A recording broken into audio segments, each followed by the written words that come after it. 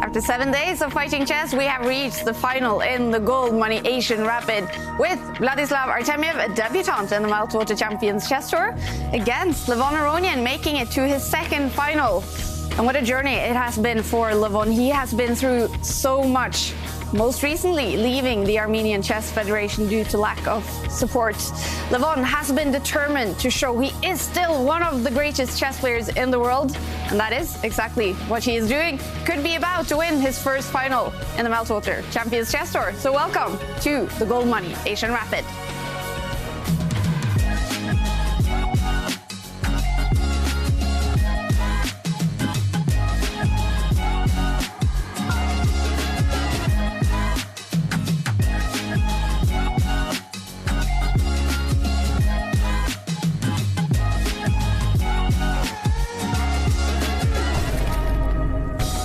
We started out with 16 players. Now these two are left to fight for gold. The youngest ever finalist in the Meltwater Champions Chess Tour, Vladislav Artemiev, and world number 5, Levon Aronian. Guiding us through the big final, as always, Women's Grandmaster Jan-Krzysztof, Grandmaster David Howell. And David, first of all, 23-year-old Vladislav Artemiev, how impressed are you by him? He has been fantastic so far in the tournament. He started well in the prelims, racking up a huge number of wins, and he's continued that, destroying Anish Giri in the quarterfinals and in those semis yesterday, getting past Ding.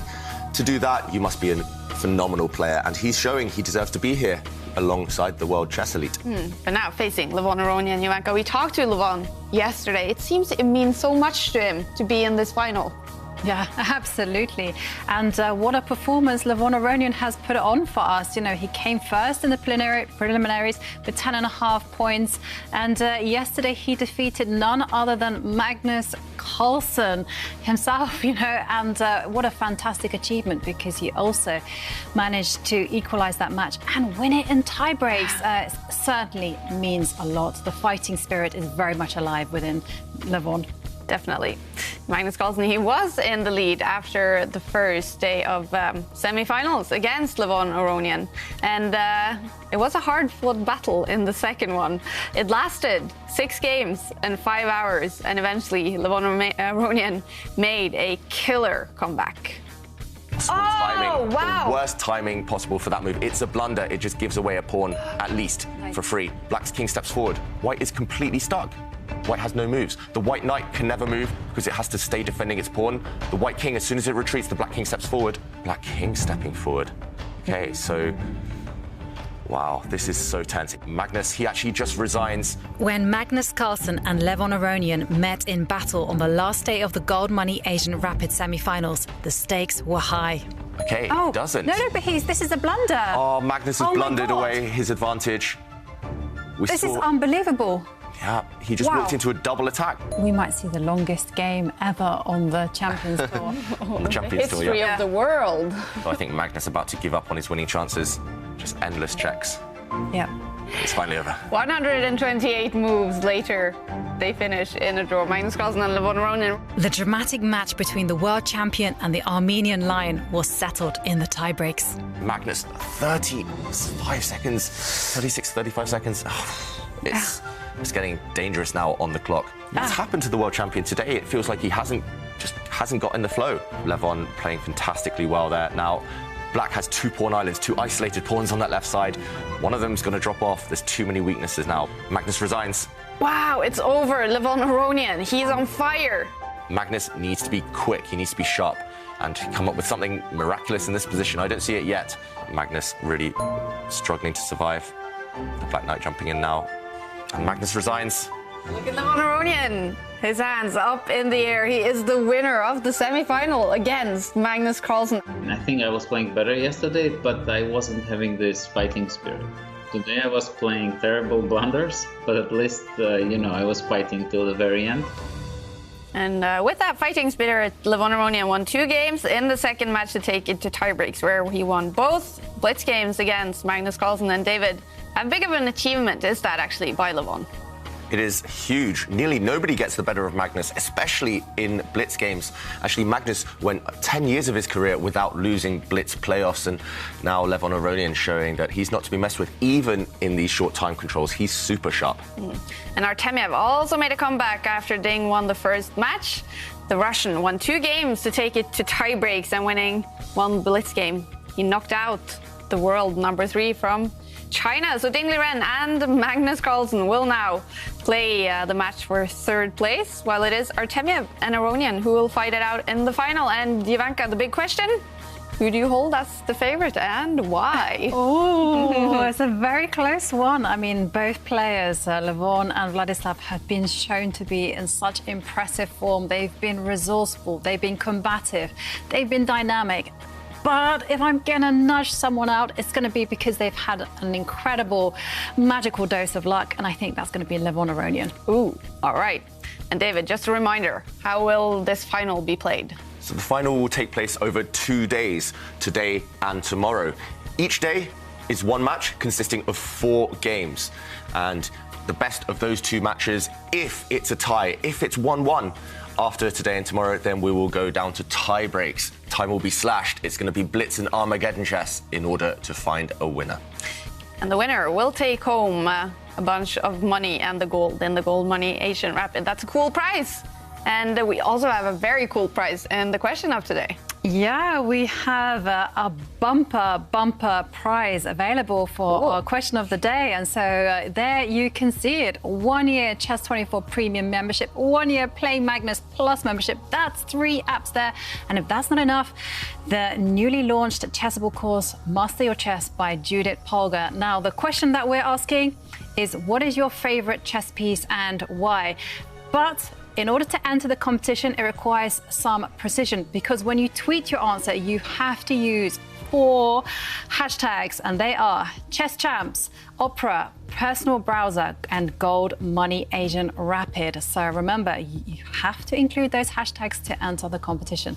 But boy, what a prize to Very win. cool. 4 hashtags. Yes. Remember, everyone. All right. Now, Levon Aronian, as many know, has been one of the biggest sports stars in Armenia for so many years. It was therefore a big shock when news broke in March that he was switching federations from the Armenian to the US Chess Federation. And back in March, when this news broke, we had to talk to Levon about his big decision. It's more or less connecting with me wanting to fulfill my potential. Unfortunately, the situation in my country is not perfect for that. I waited for quite some time, waiting for things to stabilize, but unfortunately they didn't, and so I took this decision based on me judging from the current situation. I believe that this is the best decision for me personally and also for my nation, and I will be happy to represent United States. It's something that I felt I had to do. I plan to move to St. Louis. I've been there many times and I enjoyed being in the city of St. Louis. Some information gets spread, which half of it is not true, because people just hear something and they assume something, and of course it's quite annoying because your motives can get twisted by people who don't really know you. I'm a very open person, and all of my decisions have a certain logic. I believe that if you're given something, some people call it God, some people call it nature, but I believe if you're given a talent, it's your responsibility and your duty to try and to use it. Levon making it clear he didn't feel he got the support he feels he deserves from the Armenian Chess Federation. Now 38, that is no age in chess, David. How long do you think Levon can stay at this top level? He still has plenty of years ahead at the elite level. He's already had this longevity. He's been there, actually, in the world top 10 since 2005. So he shows he belongs. And, I mean, he's on a high right now. Yeah. He won Norway Chess last year over the board in this Meltwater Champions Chess Tour, second final now, beating Magnus. It feels like he's definitely got a few years left at the top. Many more years, actually. And when we talked to Levon yesterday after he won the semi-final against Magnus, it was very clear that he is still very motivated to keep playing at the top level. You know, after you announced that you would leave the Armenian Chess Federation and switch to the US, you said it was a little bit about the support from Armenian Chess Federation. Is it nice for you to just show the world that you're still, I mean, undoubtedly one of the best chess players in the world? I work very hard, and the results will come when you work very hard. Sometimes things don't work out, but this is something that I dedicated my life to, you know, proving people wrong. So I'm always excited when I can. What a great guy, Levon Aronian. He has already achieved so much. What would be the highlight for him, Jovanka? I mean, what an incredible list of achievements there. I mean, if I had to pick one, it might be being Blitz World Champion in 2010. Another one that really draws my eye was actually winning the FIDE World Cup in 2017. You know, that was just absolutely amazing and got him a spot in the candidates. And it's been there for so many years, David. Still in top of chess, world number 5 currently. I think we can actually show his rating over the last 5 years. Is this showing he's very stable in top chess? Yep. It's that consistency that is key for Levon Aronian and for all chess players. We do see a bit of a dip around mid-2019, but it just shows the strength of his character that he rose again, back to world number 5. We've seen him over 2,800 before. I expect him to go over 2,800 again because he is that strong. And that's the beauty of chess. It's not about age, it's about motivation. And players, they continue improving if they keep working hard. And that's definitely the case for Levon.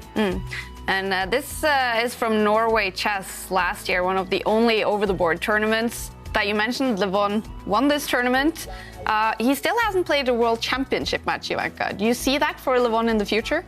Well, this is primarily the reason why he transferred over to the United States Chess Federation, because he has higher ambitions, because he's pretty high up there anyhow. So I definitely see that Aronian thinks of himself as a world championship contender. So, yep, if he wants it and is willing to work hard at it, then absolutely, why not? And he's been in one final in the Meltwater Champions Chess Tour before he lost that to Timo Rajabov. Do you think it would mean a lot to him, David, to win this tournament now? Yes, of course. It does feel as well as if fortune is on his side after the fantastic performance in the prelims, after getting past Magnus. And yeah, it would mean a huge amount to him. We see the passion, the emotion on his face yesterday when he did squeeze past Magnus. And it's getting close now. The very first game in the big final in the Goldmoney Asian Rapid. Let's head into the play zone. Levon Aronian. He is actually sitting in Paris right now after playing a tournament there. Artemiev sitting in Russia. They will face each other in the big final, and we know Magnus Carlsen in Oslo and Ding Liren in Beijing. They will fight it out in the match for 3rd place. And well, if we look back in time, 7 days when the preliminaries started and when the preliminaries ended, Levon Aronian was on top, Artemiev was in 2nd place. They both made it through from the quarterfinals, Levon beating Arjun Edegasi and Artemiev crushing Anish Giri. And then we did have those semi-finals. But just from the start of the tournament, these two have been the best players. Yeah, they've been most impressive. I mean, like I said, absolutely fantastic play from both of them. I've been really struck by both of these players' fighting spirits. Both of these had to come back from behind in order to win yesterday's semi-finals. And Levon Aronian, of course, defeating Magnus Carlsen in the tie breaks, and as did Vladislav Artemiev, who defeated Ding Liren, the world number 3 player. So absolutely phenomenal achievement. And both of these ties, they really had their backs up against their wall. It looked like they were going to go and be knocked out of the tournament, but they came back. They fought on. Fantastic. Artemiev versus Aronian in the big final. And in rapid chess, David, I mean, they haven't faced each other too many times. Yep, for elite chess, this is not a huge number of games. And we do notice it's Artemiev who has the lead with 3 wins to Aronian's 1. So maybe some might be thinking of Artemiev as an underdog. He will not see it that way, however, and he'll be confident against Levon Aronian. And we are now waiting for Levon Aronian, Ding Liren and Magnus Carlsen. They will fight it out in the match for third place. We see them ready to fight on. And then we did see Artemiev showing up to the board. We are waiting for Levon Aronian, who will start with the white pieces. And what do we expect when Levon has the white pieces? We saw how strong Levon was with white against Magnus, actually inflicting some defeats on the world champion there. Levon, he's known for serving with both hands. Actually, lately, he's moved towards king's pawn openings, more dynamic, open games. And he's quite direct with his style. He likes to occupy the center. He likes to be on the front foot very early on, sometimes surprising his opponent as well with some weird, wacky moves. And yeah, Artemiev, of course, is as well known for his creativity. That's why I expect to see some really titanic opening battles in this matchup. Yeah. Now, Artemiev, that is a debutant in the tour. We have gotten to know him in this tournament. What is his playing style? What is Levon up against here? Well, he is up against a very active, dynamic and positional player. Artemiev is fantastic in the middle game. He has a great sense of where the pieces belong. He's also fantastic at calculation. He's really renowned for his great endgame play. A place where he's not so well known for or well regarded is actually his openings. He doesn't love them, and as a consequence, he's always trying to. He's a bit of a maverick there, and he goes his own way. So, in light of this, I'm actually expecting Levon to take things into the mainstream, and the games have kicked off, and Levon has opened up with a queen's pawn. Yep, so will we see a variation of the Queen's Gambit opening? White's last move is non-committal. White just bringing his knight out, and Artemiev we see thinking slightly at this early stage. He's just choosing which system he wants to play. And as Jovanka mentioned, Artemiev, at the very top level, sometimes his opponents frown upon his openings. They think, oh, that's not objectively correct. But he always has interesting ideas everywhere. They might not be recommended by computers. They might not be seen too much at the top level, but... And here we go. You know, he's already diverging from paths well trodden, and he's done a very unusual move where he's picked up the light squared bishop and developed it outside of the pawn chain very early on. This is considered not to be the best move. Yeah, we normally say knights before bishops, but Black brought his bishop out first, and that's why Jovanka may be a bit surprised by this option. Now Black does bring his knight out. So a bit of tension in the centre. I would expect to see Levon Aronian maybe bring one of his bishops out now. Artemiev, I've noticed he does just want to survive the opening. As you mentioned, Jovanka, the middle game and endgame are where his strengths lie. So often surviving, maybe just obtaining a solid position will be what Artemiev wants to achieve. And there we go, Levon Aronian just pinning the Black Knight, bringing out his bishop to a very kind of uncomfortable diagonal for the opponent. Black now has to deal with some pressure in the centre. Yeah, and I'm slightly surprised that Levon hasn't actually chosen the most direct way to play against this light square bishop that came out. I mean, my understanding is that you try to punish Black immediately for such insolence. And now the big problem here for Levon is if he does not put any form of pressure on the Black position, well then Black's pawn structure development will be absolutely perfect, and everything will be beautifully done, and they will have a very comfortable game. So I'm expecting to see perhaps the knight coming out to the edge of the board. Okay, and it's there on the board. That's the move that I would play. And basically White will be trying to extract something. So it might be something like the bishop pair, maybe superior development or superior pawn structure. And in this particular case, time or the bishop pair. Yep, so White's knight going to the edge of the board, attacking Black's bishop. That Black bishop couldn't really escape without getting hit by some pawns maybe, so it steps back. It still can be captured by the White knight, but at least if that happens, when the White knight captures that bishop, Black will take with the pawn and open up a line for his rook. So Artemiev just keeping nice and solid. If you look in the centre right now, Black's pawns there, we call that the triangle formation actually, because it's just so solid. Black occupying the centre with pawns, just creating this real rock in the centre of the board. And Aronian now just pushing a pawn, just getting ready to develop. Black's just going to complete development as well as soon as he can. And as you mentioned, Jovanka, Black has the ideal setup, but it's very defensive. and white often tries to nibble. White has a little bit more space because of his advanced pawns there on the left, and often he'll bring out a queen. As black, it's very difficult sometimes to know exactly what the plan is once you've finished development. But at least Artemiev knows over the next few moves he's going to bring his bishop out, castle his king, and then he'll start looking for plans. Aronian already thinking about how to put extra pressure maybe on black's position. Yep, and I definitely do agree that black is a little bit on the passive side, but it's very, very solid. And that triangle formation that black has in the middle of the board, it's also incredibly flexible because, you know, black can either challenge forward with a pawn in front of the king or another light squared pawn. OK, but we do have a move from Levon, and I actually expected this move right from the beginning. But OK, and... so White's queen did come out. She was eyeing up a pawn. She was attacking a pawn on that line, and black decided there was nothing else to do. You don't really want to push pawns and kind of loosen up your own position. So black blocks that attack from the white queen with his own queen, so offering a queen trade. And now Levon says, yes, we can trade queens, but it's going to be on my terms. I'm going to try and attack your queen now. If black takes the white queen, if black trades those queens off the board, then white's pawn will capture towards the centre, opening up a line for white's rook. So big, big decision now for Artemiev. Do you try and head towards a type of endgame where you might struggle in a way against white's activity on that left side of the board, or do you keep queens on the board? Do you retreat with the black queen? Yes, you've lost a move, but you've forced white to clarify the tension in the centre, and black retreats the queen. He's keeping as much tension on the board as possible. I like that decision for black a lot, although I do notice the evaluation bar doesn't. So black keeping the queen on the board, losing a bit of time, but at least now black can kind of finish development very safely. Totally. And one thing that black will be looking at doing is actually challenging the dark squared bishop that white has. And I do like Levon's play. You know, he's determined not to take the bishop immediately. He's leaving it to the last minute.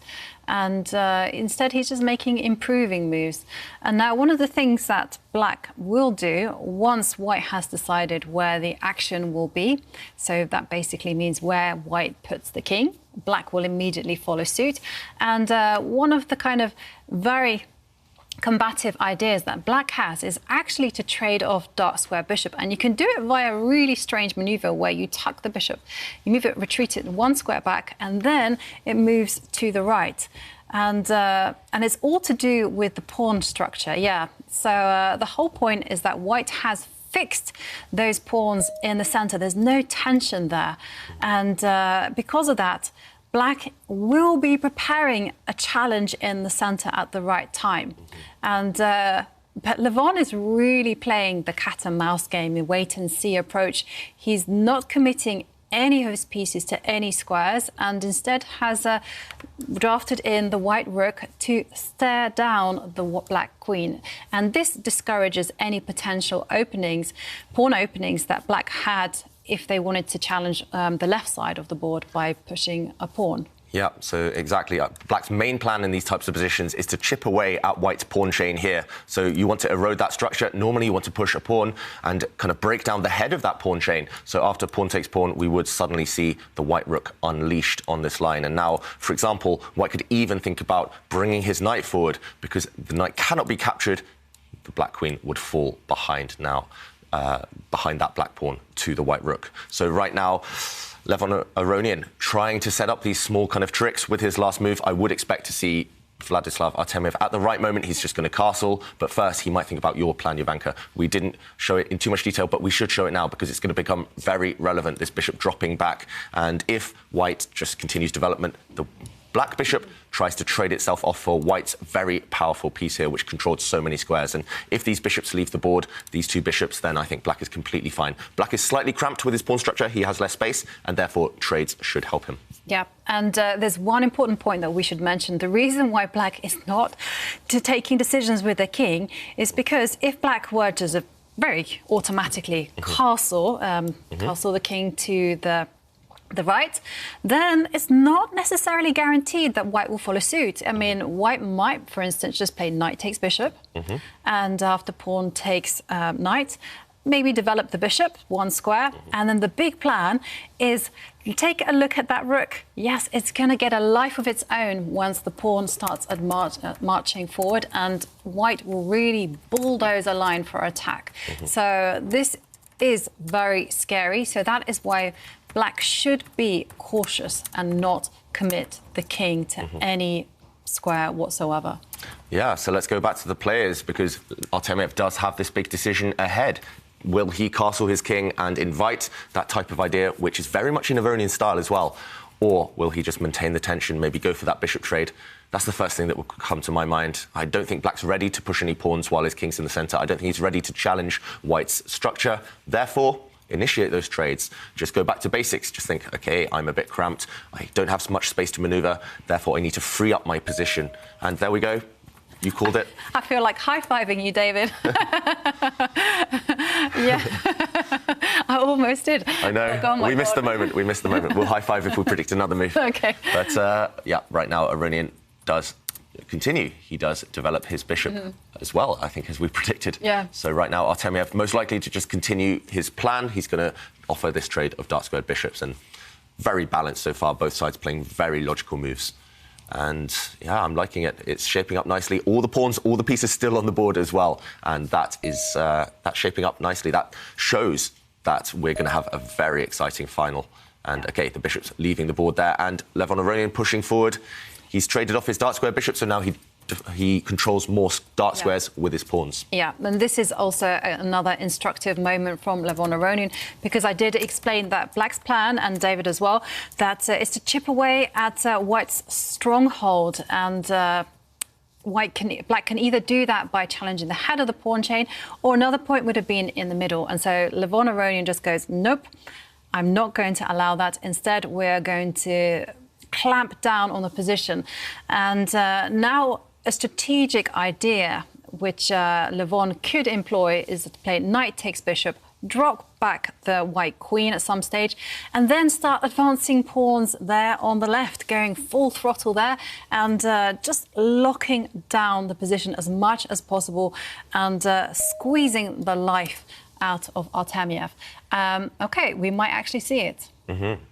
So you're expecting that bishop to be traded now? I mean, it has to be traded at some stage, right? Otherwise, the light square bishop will find life somewhere. Yeah, so this bishop, we're expecting it to be traded now. Otherwise, I mean, the moment might pass. The bishop might run away. So you might as well capture it now. There's no reason not to. And then the move Jovanka's thinking about either now or on the next turn is to just drop back the white queen. And as soon as black tries to break out... Actually, black doesn't have many plans. He doesn't have many pawn breaks. And his knight's especially lacking squares, this one in particular. So if he does push, then at least now, because your queen has stepped out of the way of your pawns... I mean, look at this pawn chain. We could see black trying to continue undermining these white pawns, but white continues to back them up and support them with his own pawns. And this pawn chain, this is quite a cool one. Yeah. White just controlling all the dark squares now with his pawns.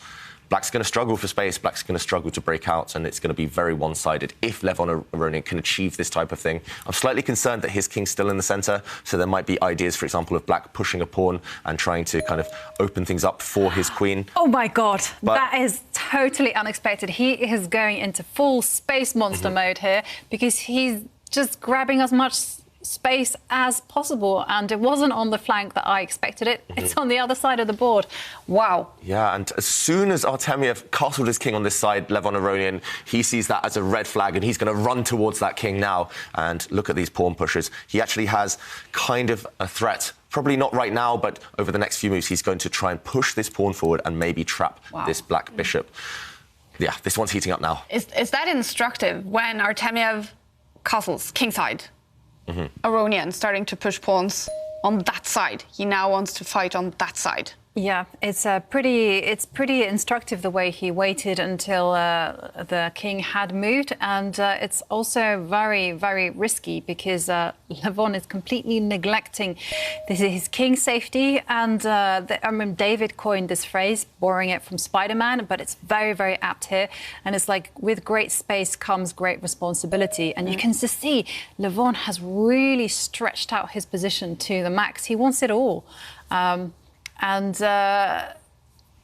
So in light of this, what Artemiev is going to be doing is just going to be blasting open lines. He even should sacrifice pieces, if necessary, to get at that white king. Look at White's pawns just before they start to disappear and get traded off. White has a V structure with his pawns right now.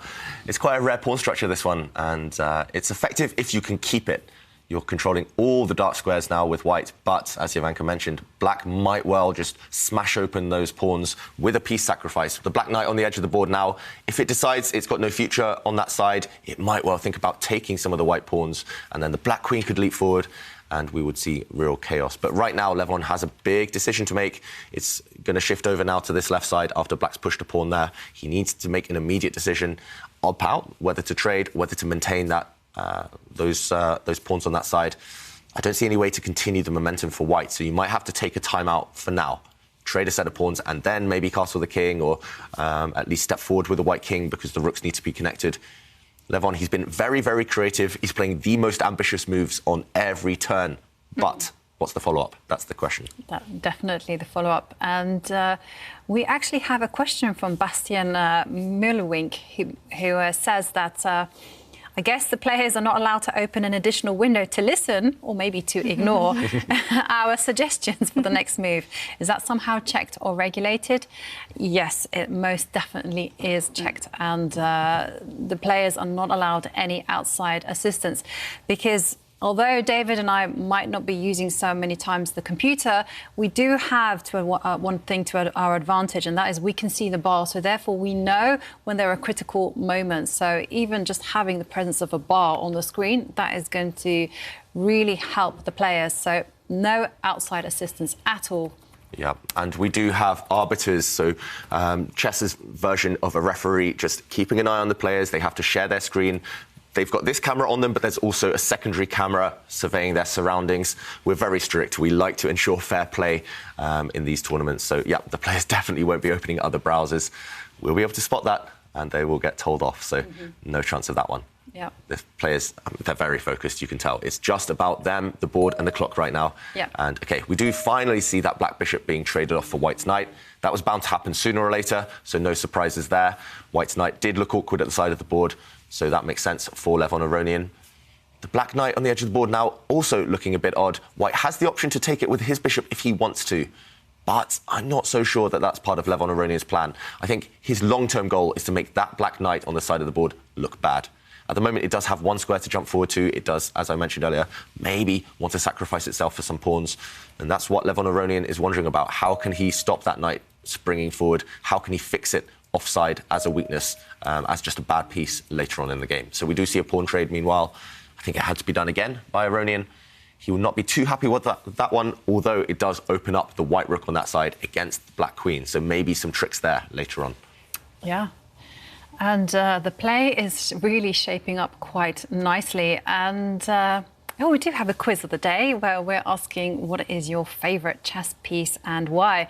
And before I reveal some answers, I have to find out. David, what's your favourite piece? Oh, my favourite piece? Oof, it's got to be the bishops.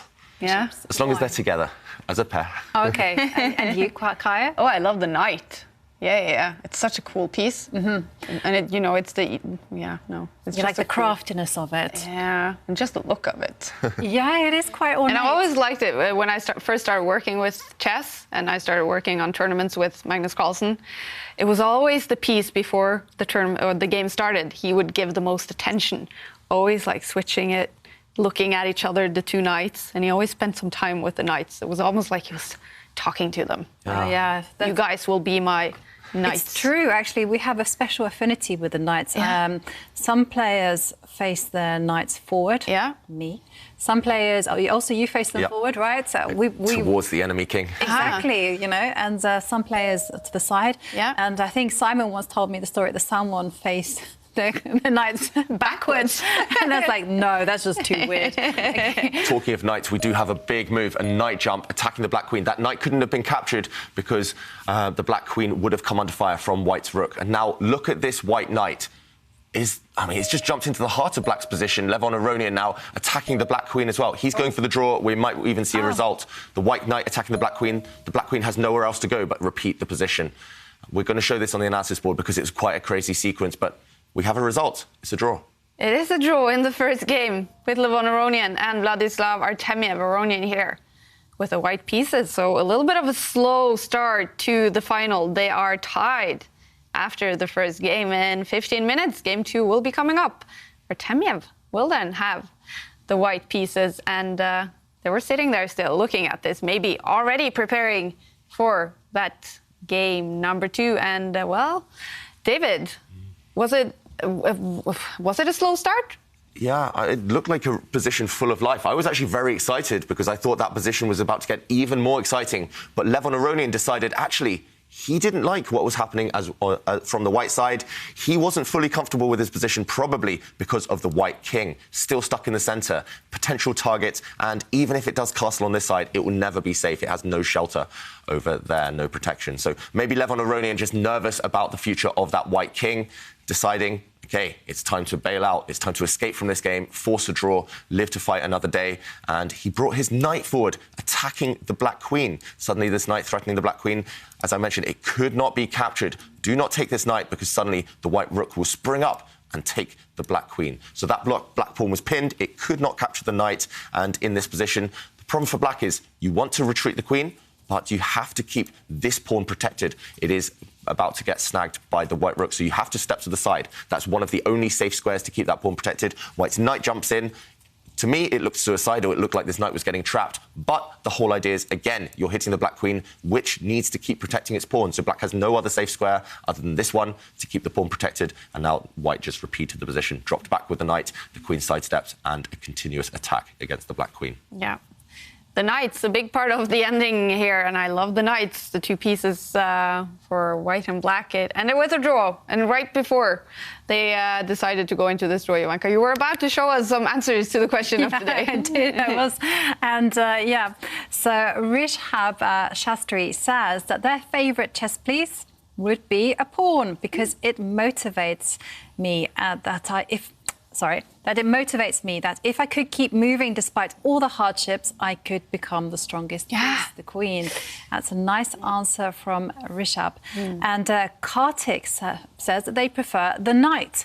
They're tricky and unpredictable. It could just take one move to put them to the best square possible from a horrible one. And sometimes it could take an entire game, which is absolutely true.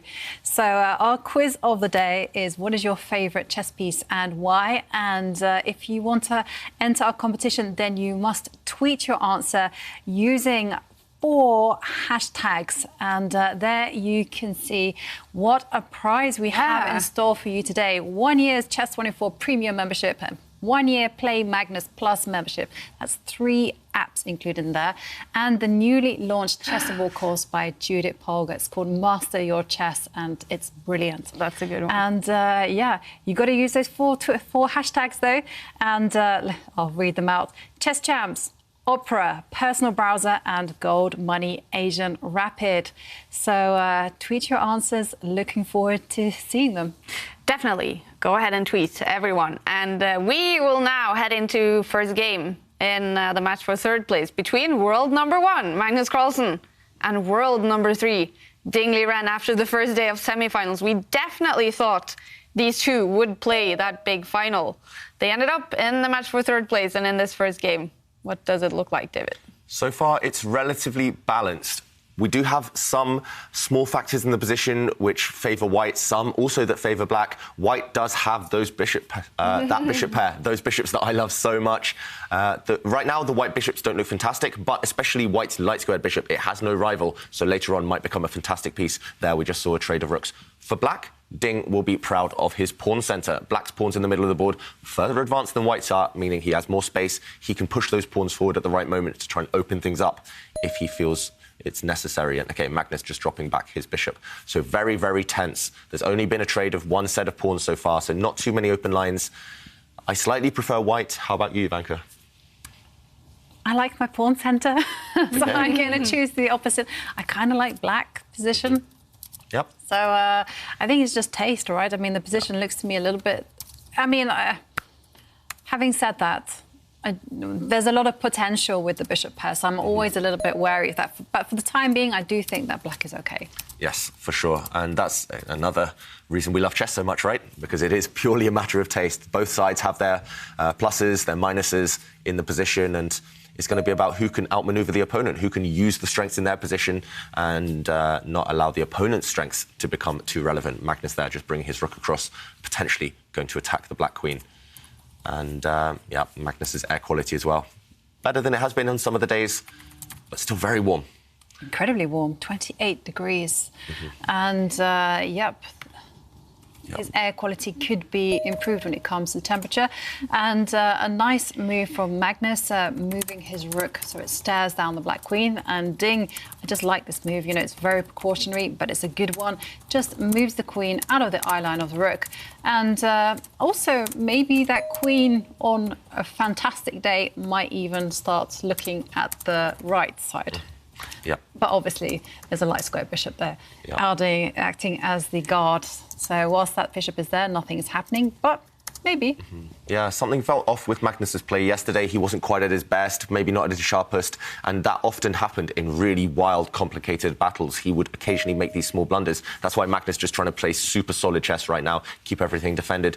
You did mention it, Jovanka, that black queen may be going on an adventure, trying to lead from the front. That black queen stepped forward, attacking one of white's central pawns, forcing the white rook to shift across to a passive square. I don't like that move by Magnus too much, that white rook. Maybe it was necessary, but that white rook, not a happy piece. And maybe it's time for Ding to continue being active. I'm thinking of picking up that black pawn on the H line, trying to push it forward to destabilise the white king. White's king, super safe. It's got a nice structure around it, but maybe you can start to probe for some weaknesses on that flank. It feels like black needs to do something. If Magnus gets time to use the white queen, maybe play on the other side of the board on the left side, then he will have the advantage. So it does feel like now is the time to take some action for Ding. Yeah, I completely agree. And the move that you suggested, in my opinion, very classy move. It could backfire. It could. Well, it doesn't matter because I mean, just look at it. I mean, just you got the queen has moved on a quest to perhaps hunt the king. Why not involve the pawn in it as well? And it's a move that's become very trendy at the minute, especially. I mean, I know Simon Williams has been advocating it for ages, and then it kind of did catch on, but it never caught on until AlphaZero, the neural networking engine program started employing this kind of maneuver. And the whole idea is just to soften up the white pawn structure around the king. Yep, so this is the move we're expecting from Ding right now, to push this pawn forward and then try and push it again next move. If white does nothing, if white, for example, plays slowly. Actually, I'm expecting Magnus to do the same, but on the opposite flank, to push his pawn here to try and destabilise this black bishop. But, OK, if Magnus doesn't do anything, if he plays too slowly, for example, if he drops his queen back, suddenly we see the reasoning behind black's pawn push, the black pawn pushing forward. White doesn't really want to capture it. White would ruin his pawn structure, open up his king. But if you leave this pawn to survive, then it has options. It could trade off for this pawn. But even more deadly idea, supported by AlphaZero, as Jovanka mentioned, this is always advocated by computers now, to just push this pawn further forward, push the black pawn, and this pawn is always going to create checkmating ideas around the white king. If you have a pawn on that square in your opponent's half, it's a real thorn in the opponent's side, and that pawn could definitely help support an attack later on. So that's the plan I expect to see Ding put into action. Let's see whether he comes up with it. He will be calculating, if he pushes this pawn, whether Magnus is quicker with his play on the opposite flank. That's the only worry now for Ding. Otherwise, I think he would have played that move instantly. Now, I remember from the semi-final day yesterday, it was in that final game where Ding had everything still in his hands, and he played very aggressively, right? Yes. But then he sort of stopped playing aggressively, and that backfired. Yeah. Is he learning from that in this game today, somehow? Maybe a very different game. It's a different game, but you're right. Those kind of thoughts, they linger in a chess player's mind. No matter what the tournament is, I've been there plenty of times. If you have one bad defeat, or if you feel that you made one bad decision, or you kind of played one specific style and it didn't work, then that's going to cause you some kind of indecision later on in your future games. You're going to think, OK, he does go active, however, he does push a pawn in the centre. Not what we expected, because black's pawn centre there, it looked fantastic. And actually, this pawn trade opens up white's rook on a central line. But maybe there are specific ideas. White's knight's under attack now. It has to move away, so it won't be able to protect the white king. Maybe Ding just trying to gain some squares, gain some counterplay. Maybe you just didn't see any other plan. Yeah, somehow I feel that I don't quite like this plan at all, because when I look at the consequences of this move, unless there's something concrete, all black has done is actually lengthen the diagonal of the dark squared bishop. And I can... OK, well, we are actually seeing some direct action from Ding, so I might have to eat my words. But so the black knight coming forward, attacking a pawn, Magnus just reacting and defending that pawn. But is there any knockout blow now? Is there something that Ding can do just to clarify the situation on the right? I'm not seeing it yet. It looks nice and pretty for black. The black queen very active. The black knight trying to team up with the queen for some kind of attack. But what's the follow-up? White's pieces are huddled together, but in great defensive formation. And, OK, Ding decides he can go for it. He's gone with a knight sacrifice, offering up that knight. If it's captured now, OK, Magnus ignoring that knight. If it was captured, then the black bishop would have come to life. It would have taken a pawn, pinning the white rook and coming towards the white king. Magnus ignoring the black knight, which is actually pinned, and he just brings his knight forward, attacking black's bishop and also defending one of white's pawns in the centre of the board. We're going to see a result here, because Magnus has just refuted Ding's attempt at an attack, and you can see Ding is absolutely upset with himself. He's shaking his head.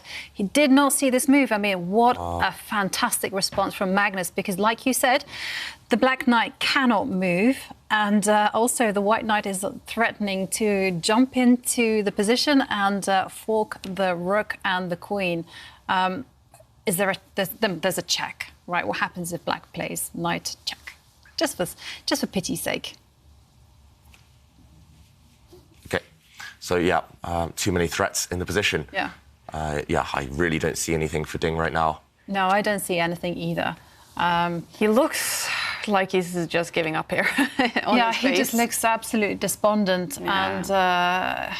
And I bet you he's thinking about yesterday's moment, because he made so close. Yeah, it was like a butterfly effect type of move. He made one little rook check, and that rook check had catastrophic consequences because it meant that he pushed the white king forward, and OK, we see a check on the board, and after bishop takes knight, queen takes bishop, knight takes bishop, and now the big threat, unfortunately, is queen takes pawn check.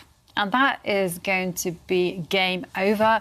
Nothing to do about that. So Ding losing material. I mean, is there any hope?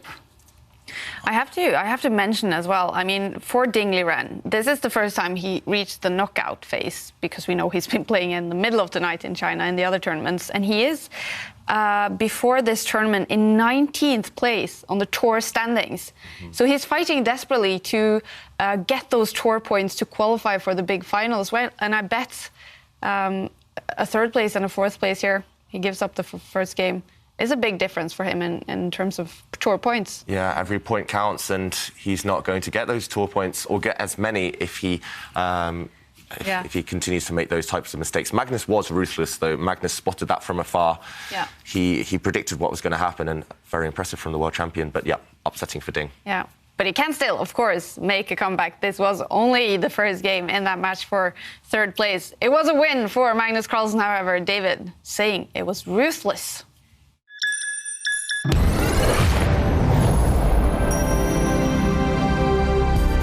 So in this position, Ding thought he had spotted a killer trick, but it actually rebounded. It did backfire. Black here sacrificed his knight for just a pawn, hoping that Magnus Carlsen would automatically recapture this knight, and the black bishop would now be the fantastic piece. It would do all the damage because of this pin. After bishop takes pawn, white is in huge trouble.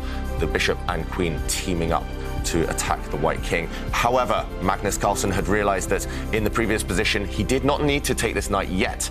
First, he brought his own knight into the game, attacking the black bishop and also defending this pawn. So that knight doing two jobs fantastically well. And for Ding, there was nothing to do. The black knight is pinned. It's trapped. It's going to be dropping off on the board on the next move.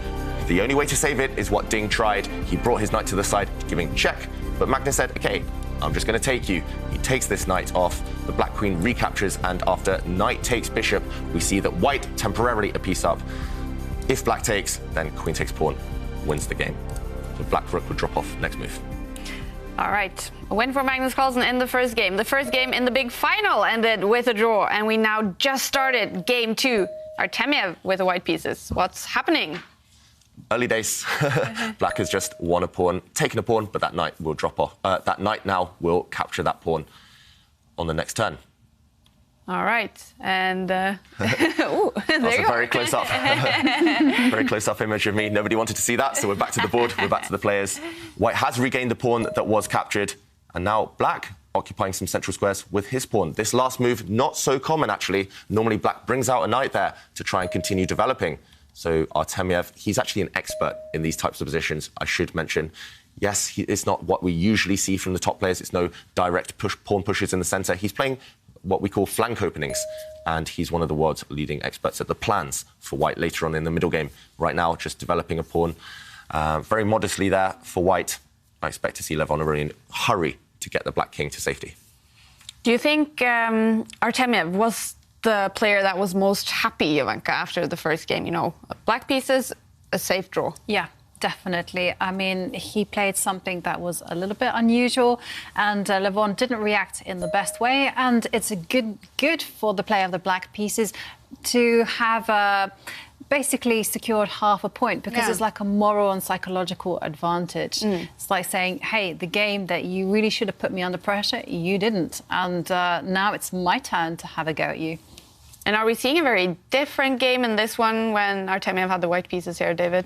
Yes, Artemiev, at least he has white now. He'll guide the game into quieter waters, or at least his own comfort zone, his own home turf. And that normally revolves around keeping a lot of pawns, a lot of pieces on the board, kind of just slowly creeping forward, a bit like a spider, just spinning that web into the opponent's half. And also, Artemiev, because he is so good at calculating, he is so tricky, later on, Aronian will be facing some sorts of threats. So Aronian just developing his bishop there. He's going to hope that he can control everything, keep everything protected, and that Artemiev can't break out later. Right now, Artemiev will be using those creative juices that he's so renowned for. He's going to try and come up with something more flashy than, I think, just castling the white king. That's the move most people would play, but not Artemiev. Or maybe he will, but Artemiev, he's looking for something else because that's his style. He wants to already start posing questions for Aronian. Yeah, this is actually isn't the most popular of opening choices. And yeah, you hit the nail on the head there, David. I mean, there was only one game in my database, and that involved white castling. But Artemiev has gone for a totally different plan, you know, potentially developing the dark squared bishop. And maybe there's even ideas of lining up the queen and a dark squared bishop on the same diagonal and going forward. I mean, the immediate question that Black has to answer is, how are you going to defend the pawn that is under attack? That pawn on c5. Will Black just push that pawn to defend it, you think? Is there other way? Is there another way? No, he just defends that pawn. Now Artemiev, how is he going to justify not castling the white king? Is he going to continue with this kind of tricky, unorthodox play? And, OK, he pushes the pawn in the centre, maximum tension. He's being ambitious. Yeah, again, most humans there, most players, including myself, will just castle the white king and just say, OK, I'll worry about the plans later. But not Artemiev. He's just initiated some trades in the centre of the board already at this early stage, and things are coming to life. That white bishop, actually both the white's bishops now on fantastic diagonals, potentially. Black's defending his own knight, but what's stopping Artemiev now from just trading off a set of knights, maybe even trading the queens and forcing Black's king to sit in the centre forever? Yeah, it looks very promising for Artemiev already. Yeah, I mean, definitely this kind of pawn explosion in the centre has opened things up for Artemiev there. And I agree with you. The first move that springs to mind is just going knight takes knight. Simple and strong. Yep, and then after bishop takes knight, then queen takes queen check. Apparently, white actually has maybe an even stronger move here. I just took a peek at the computer evaluation, because knight takes knight here for white, trading off. It does give an advantage, I think, and that's what I would be attracted to right now. It is a trade. It's one of the moves we should calculate first, but white can even go and attack towards the black king. I think, actually, if Artemiev finds this move, Aronian's going to be in huge trouble. We're mentioning, Jovanka, that knight takes knight is strong. After bishop takes, the white queen can actually just capture the black queen, and black's king has to step into the centre. You cannot move this rook because you have to continue protecting this bishop. So if the black king takes, now suddenly it's on an open line. It will get attacked by the white rook as well. This is strong, but even stronger, as we mentioned, is just to keep the knights on the board, to bring the knight to this side. And suddenly, this knight's going to jump in. It's going to sacrifice itself. But the black king now a huge target in the centre of the board. Actually, this looks winning for white if he finds it. I don't think black has a good defence, a convincing defence. Black is going to be in huge trouble now. White's going to sacrifice a knight and explode open the position. Insane, absolutely. I mean, the thing is, though, it looks so bold and brave. Maybe it's too magical, in fact, an option, and that most people will be drawn to just the most straightforward approach. Because it's not that the most human move to you guys. I mean, it is a pretty human move, but I mean, when you're in an aggressive mood and you're looking for the attack, when you're kind of dangled a much more obvious, but also good move, it's sometimes a little bit more tempting just to simplify the position and just go, hey, make your king play in the centre without any protection. But I love the line that David suggested. Knight coming forward. I think I would only get it after a coach like tapped me on the finger, said, think again. And then I'd be like, oh, OK, there's something better. See, that's the thing. It is a human move, but there's a more human move in the position. There's a safe, sensible option that probably gives you a nice advantage anyway. So, yeah, I'm not 100% sure that I would find this. I don't think most people would be even looking for an idea like that. It does look... I mean, it's so weird to kind of suddenly jump forward with a knight, suddenly even sacrifice a knight and go for the black king here. Because white's king is also in the centre. It doesn't look like white's ready, but it turns out in this specific scenario, it's just very strong. And we were talking about favourite pieces. The knights, you mentioned, Kaya, your favourite piece. Those knights are going to be the ones doing all the damage if he finds that move. If he brings his knight to the left side of the board, then he jumps forward again. The two white knights are going to combine and cause real havoc. Wow, and thinking for over 3 minutes now on his move, Artemiev, and is this also about timing? Does he have to find his move now? Yeah. Yeah. Okay. It won't exist for much longer because black will bring out his other knight and then black will castle his king away to safety. The problem for black right now is that it takes 2 moves to castle. You need to move that knight first and then get your king to safety. If white goes on the attack this specific moment, black doesn't have those 2 moves. He's under fire immediately. So, yeah, timing is everything in chess, and especially in this case. Ooh, OK. Tension is building, you guys. We are waiting for Artemiev's next move, and we are looking for this knight move. Will he find it? Obviously, he's calculating several moves. They usually do. Is this definitely one of the moves he's looking at? I think so. The fact that he hasn't just played knight takes knight, which would be very natural, to do it quite quickly as well. I mean, he's taking his time. It's just his time limit is coming to just under 10 minutes on the clock. So, and suddenly, did you see? He just inched forward. Yeah. I think he spotted it. He was looking away from the screen for a moment because I think he was just wondering to himself, is this crazy or is it just fantastic? And he's realising that there is this option.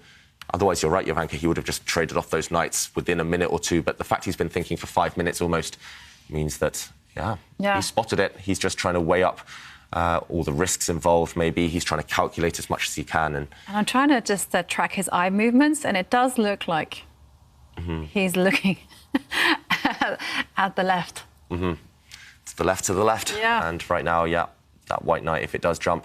OK, he didn't play it. Oh, he didn't play it. OK. Maybe, it was definitely on his radar, just judging by that long thing, but maybe he decided it was just too risky, too brave. And, OK, another natural move, castling the king, but the moment has passed now, and Levon Aronian will be breathing a sigh of relief if he'd spotted that idea at all.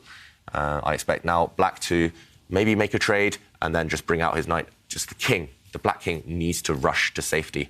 It needs to hurry up, because if it stays there, the white idea of jumping that knight forward, it will still remain on the next turn. So right now, Levon Aronian needs to prioritise castling. Absolutely. All right. When he is thinking now, Levon Aronian, is there any other move, or is it just prioritising getting those pieces away so he can get that castle? Actually, actually, I just peeked and just looked at the computer assessment. There's only one move that maintains the balance, and that's actually to play knight takes knight. Yep. Anything else will lead to big problems.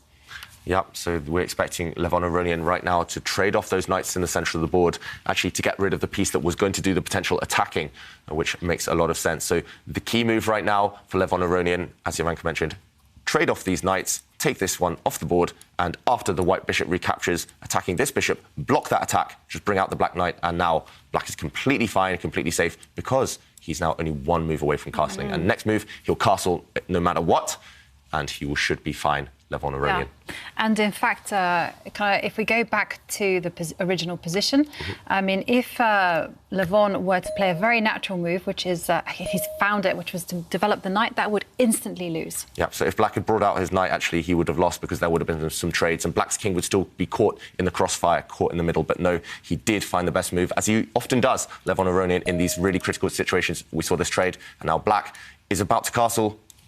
I think Artemiev, having missed the opportunity, will struggle now to create an advantage for white. Let's go back to the players. I don't know if Artemiev, whether we'll see him shake his head. Maybe he'll realise that he did have a missed opportunity.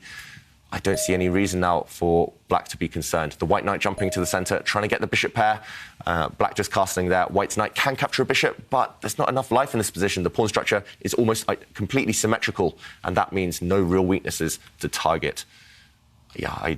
I don't see any real worries for black yet, at least. I slightly prefer white's position because he has an active knight in the middle of the board, but that's pretty much the only imbalance right now. I think Levon Aronian definitely dodged a bullet in that one. Yeah, he definitely did. I mean, he really neglected developing his king and getting it to safety. And I agree with you, the pawn structure is totally symmetrical. All white needs to do is push one little pawn, and it's the same. But this also, unfortunately, means it's very difficult to generate winning chances. And if you look at the pawns in the centre, there aren't too many pawns. It's pretty open. So if Artemiev wants to do something now, he has to do it. I mean, he cannot mess around and make some improving moves here and there. It has to be with his pieces, and it has to have a purpose. Is there any way to add pressure to the position? I mean, I think knight takes bishop looks a little bit logical to try to get the bishop pair, but at the same time, that helps black because black's rooks have been connected. Is there anywhere else, anything else? I'm struggling to see it right now for Artemiev, and that's why the evaluation bar has gone back towards the centre. Black's chances are almost level now. I think he's solved all of his issues. One thing I want to do with white is connect the rooks, bring the white rooks to the centre, but if you bring a white rook across now to challenge black's rook on the open line, it's just a trade. It doesn't really achieve too much. If you move the white queen, it's still a bit of a slow plan. It still takes another move to bring your rook to the centre. Black's pieces will start to spring out into action. Maybe I'm being too negative. Maybe there is something here for white, but Artemiev, he's asking himself these same questions. How is he going to put pressure on black's position before it's too late, before black's fully coordinated, fully active? And all black needs to do right now, Levon Aronian, is maybe improve the black queen, bring his other rook into the game, and all problems solved. Yeah, totally. I can't see anything to improve. And he does move his rook to challenge Levon's rook, but it is just a trade, like you say. I mean, there are ideas in the air if Levon doesn't initiate the big swapping piece swap operation. I mean, then the white knight can actually jump into some great squares on the left, but yeah. I mean, also I'm a little bit up. Yeah. Even that doesn't achieve too much, right? No, I know. OK, so rook takes rook on the board, queen takes rook, and OK, I mean, the first tactical point that I see is that the queen is staring down a dark square bishop that white has in the centre is loose, it's not protected. So does black have any fancy moves to, well, take advantage of that fact? Take advantage of this. Yeah. There's one move that comes to my eye. There's actually two ideas that I'm interested in here right now for black. One is to improve this rook. So, for example, you could just move your queen out of the way and the next move, bring the rook across to challenge white's queen. This is kind of the safe, solid approach. But if you do want to take advantage of white's loose bishop here, the one you mentioned, not defended in the middle of the board, it is loose. Now, maybe you can jump forward with the black knight and try to unleash your dark squared bishop along this diagonal. Okay, he didn't go for this.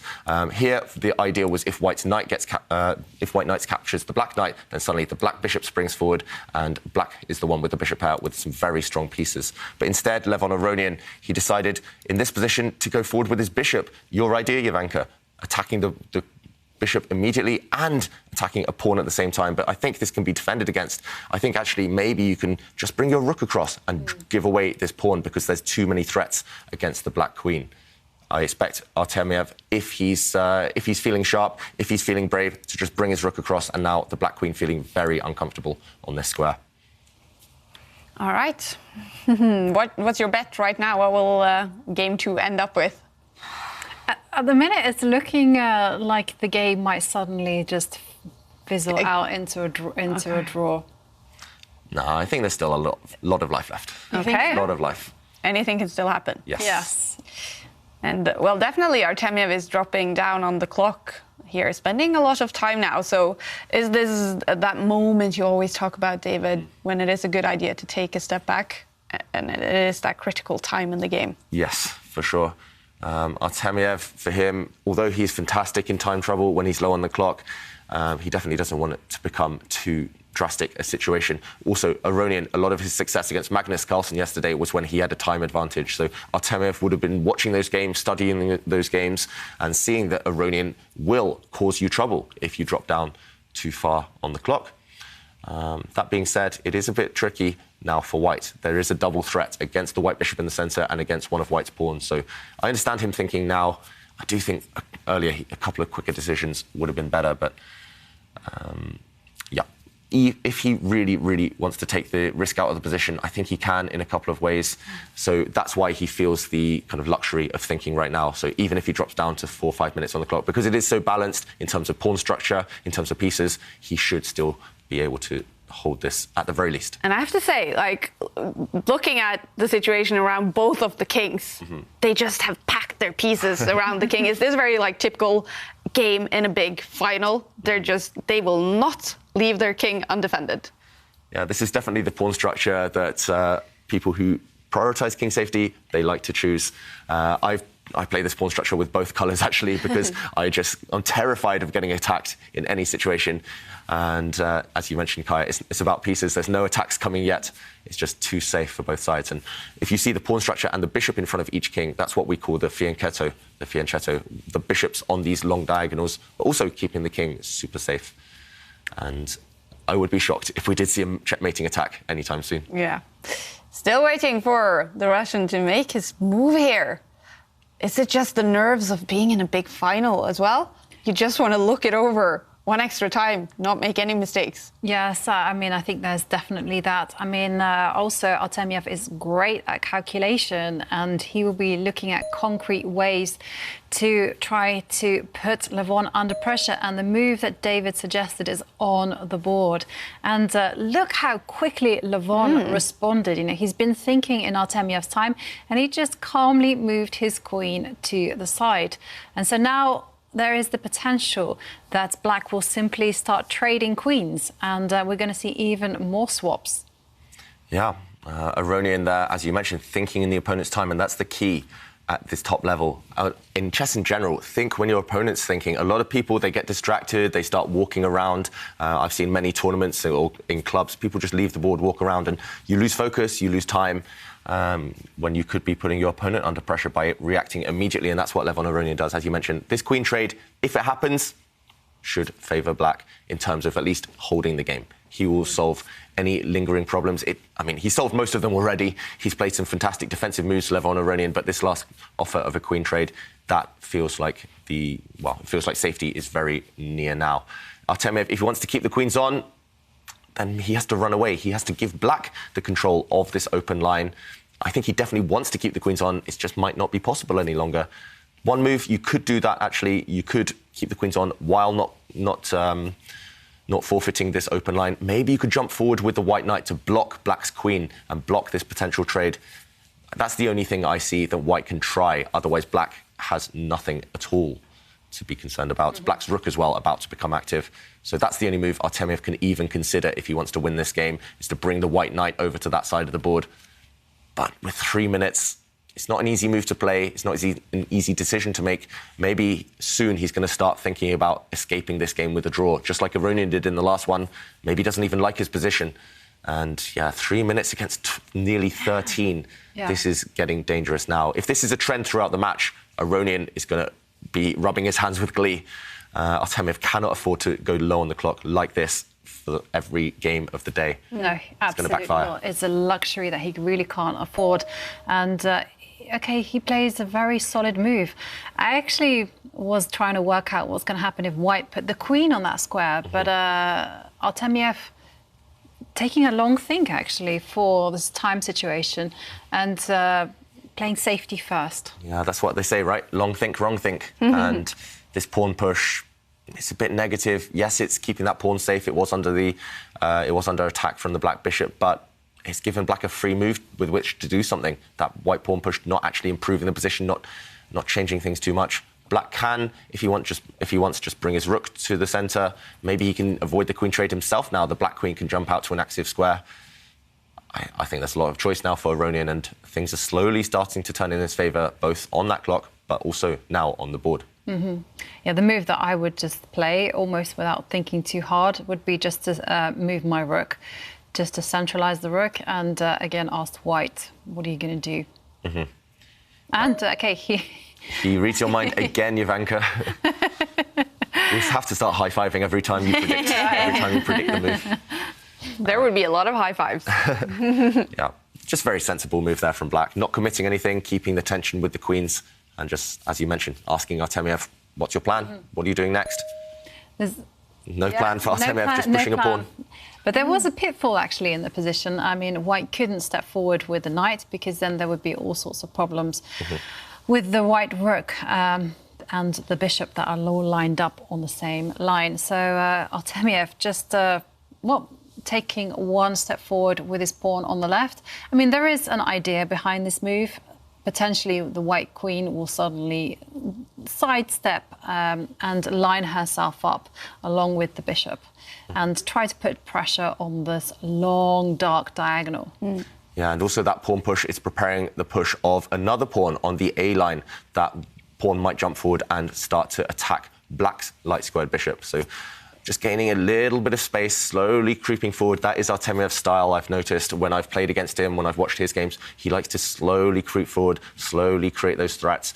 It's often mysterious, it's often very slow, but when it does happen, suddenly, if the opponent's not ready for it, it can be devastating. So, yeah, Levon Aronian needs to make this decision. What to do with the queens. The queens looking at each other, staring each other down. I don't think that staring contest is going to last forever. I don't think you want it to last forever for Black. You have to make a decision now. How else do you improve your pieces? You have to either trade the queens or move away with the black queen. Yeah. And that's what Levon Aronian is thinking about. It's a little bit of a sneaky move by Artemiev as well. It looks so innocuous, I mean, but there's so many potential ideas behind it. You know, I really like your idea of grabbing space with the pawn to attack the bishop that Black has there on the left. I also just noticed another tempting possibility, which is actually to move the queen diagonally 2 squares to the left, and suddenly she's attacking 2 pawns. And Levon just moving his queen. Just one step, and it's covering one of the pawns at least. Very strange choice of square, though, from Levon Aronian. He's put his queen on a square. It's very passive. It's potentially going to get attacked by that white knight as well at some moment. I think he had many more tempting squares with that queen. He had many more active squares for it. And now, wow, Artemiev, talking of active squares for the queen, he's saying, I'm going to go to the corner of the board. This is not what we usually recommend, but there is this clear reason that Jovanka touched upon, is the fact that that queen in the corner now has lined itself up with white's bishop in the middle of the board, and there's going to be some tricks, there's going to be some tactics along this fantastic diagonal that the queen and bishop both sit on.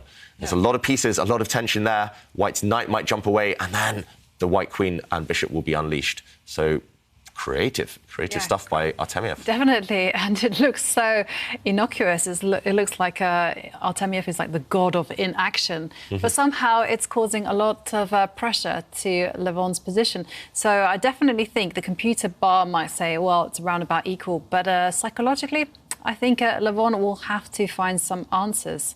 Yeah, I said he'd solved all of his problems, and I think he had, but the last couple of moves, some strange stuff by Levon Aronian, especially that queen move, the black queen now, much worse than the white queen, actually. I'm starting to worry for black's position. I think it's much, much easier to play with white suddenly.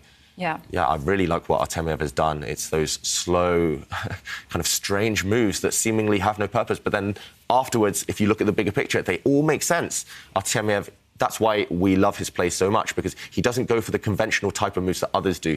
He's always surprising us, often surprising his opponents. And, yeah, you just see there's so many ways you can play chess. There's so many different styles. He has a very unique style. And that could cause Levon some headaches in the rest of this game. Suddenly it's not clear. What does black do? I don't even see a move, to be honest. Or I see lots of moves, but no tempting moves that actually improve the position. No productive moves. OK, right well, we do have a move here. He's challenged the the white knight. I think this is a big mistake, Ivanka. It looks horrible. I mean, what's he doing? Look at Levon. He's shaking his head. Levon realises immediately, I think, that he's made a mistake and blundered. Actually, I think... Is it the knight jumping in? Yeah, look at this. Stockfish, the computer confirms it. White can actually not win yet, but he can seize a huge advantage, almost a +2 advantage, if he finds a move with his knight in the centre of the board, going and actually taking one of the black pawns near the black king. That is a killer move, and we have to show this. Yeah. White's knight now can leap forward, taking this pawn, and now we understand why the queen and bishop have lined up together, because they are threatening the black bishop, this queen in the corner, doing a great job. And the justification is, OK, if black takes this knight, if black takes it, then you just take black's bishop, you gain back the piece, you've won a pawn in the process. If black decides, OK, I have to take this bishop first, then white can just give a check. This is check. You don't capture this bishop yet because your knight would have dropped off. Now, when the black king steps forward, he finds it. He finds the killer move, and now the queen would jump forward, and this is deadly. Black's king will be just dead on the side of the board. This is going to get checkmated sometime soon. Let's go back to the players, because he's found this move, and we could well see this position on the board soon. It's winning for Artemiev. Yeah. Wow, what a big mistake by Levon Aronian. I mean, and it just came from a very gentle position. Absolute fireworks on the board, all thanks to that blunder, retreating the knight. And, wow, Artemiev, being a very active, dynamic player, didn't need asking. He just dropped the knight in and said... He's so sensitive to these kind of key moments. That's one thing about Artemiev.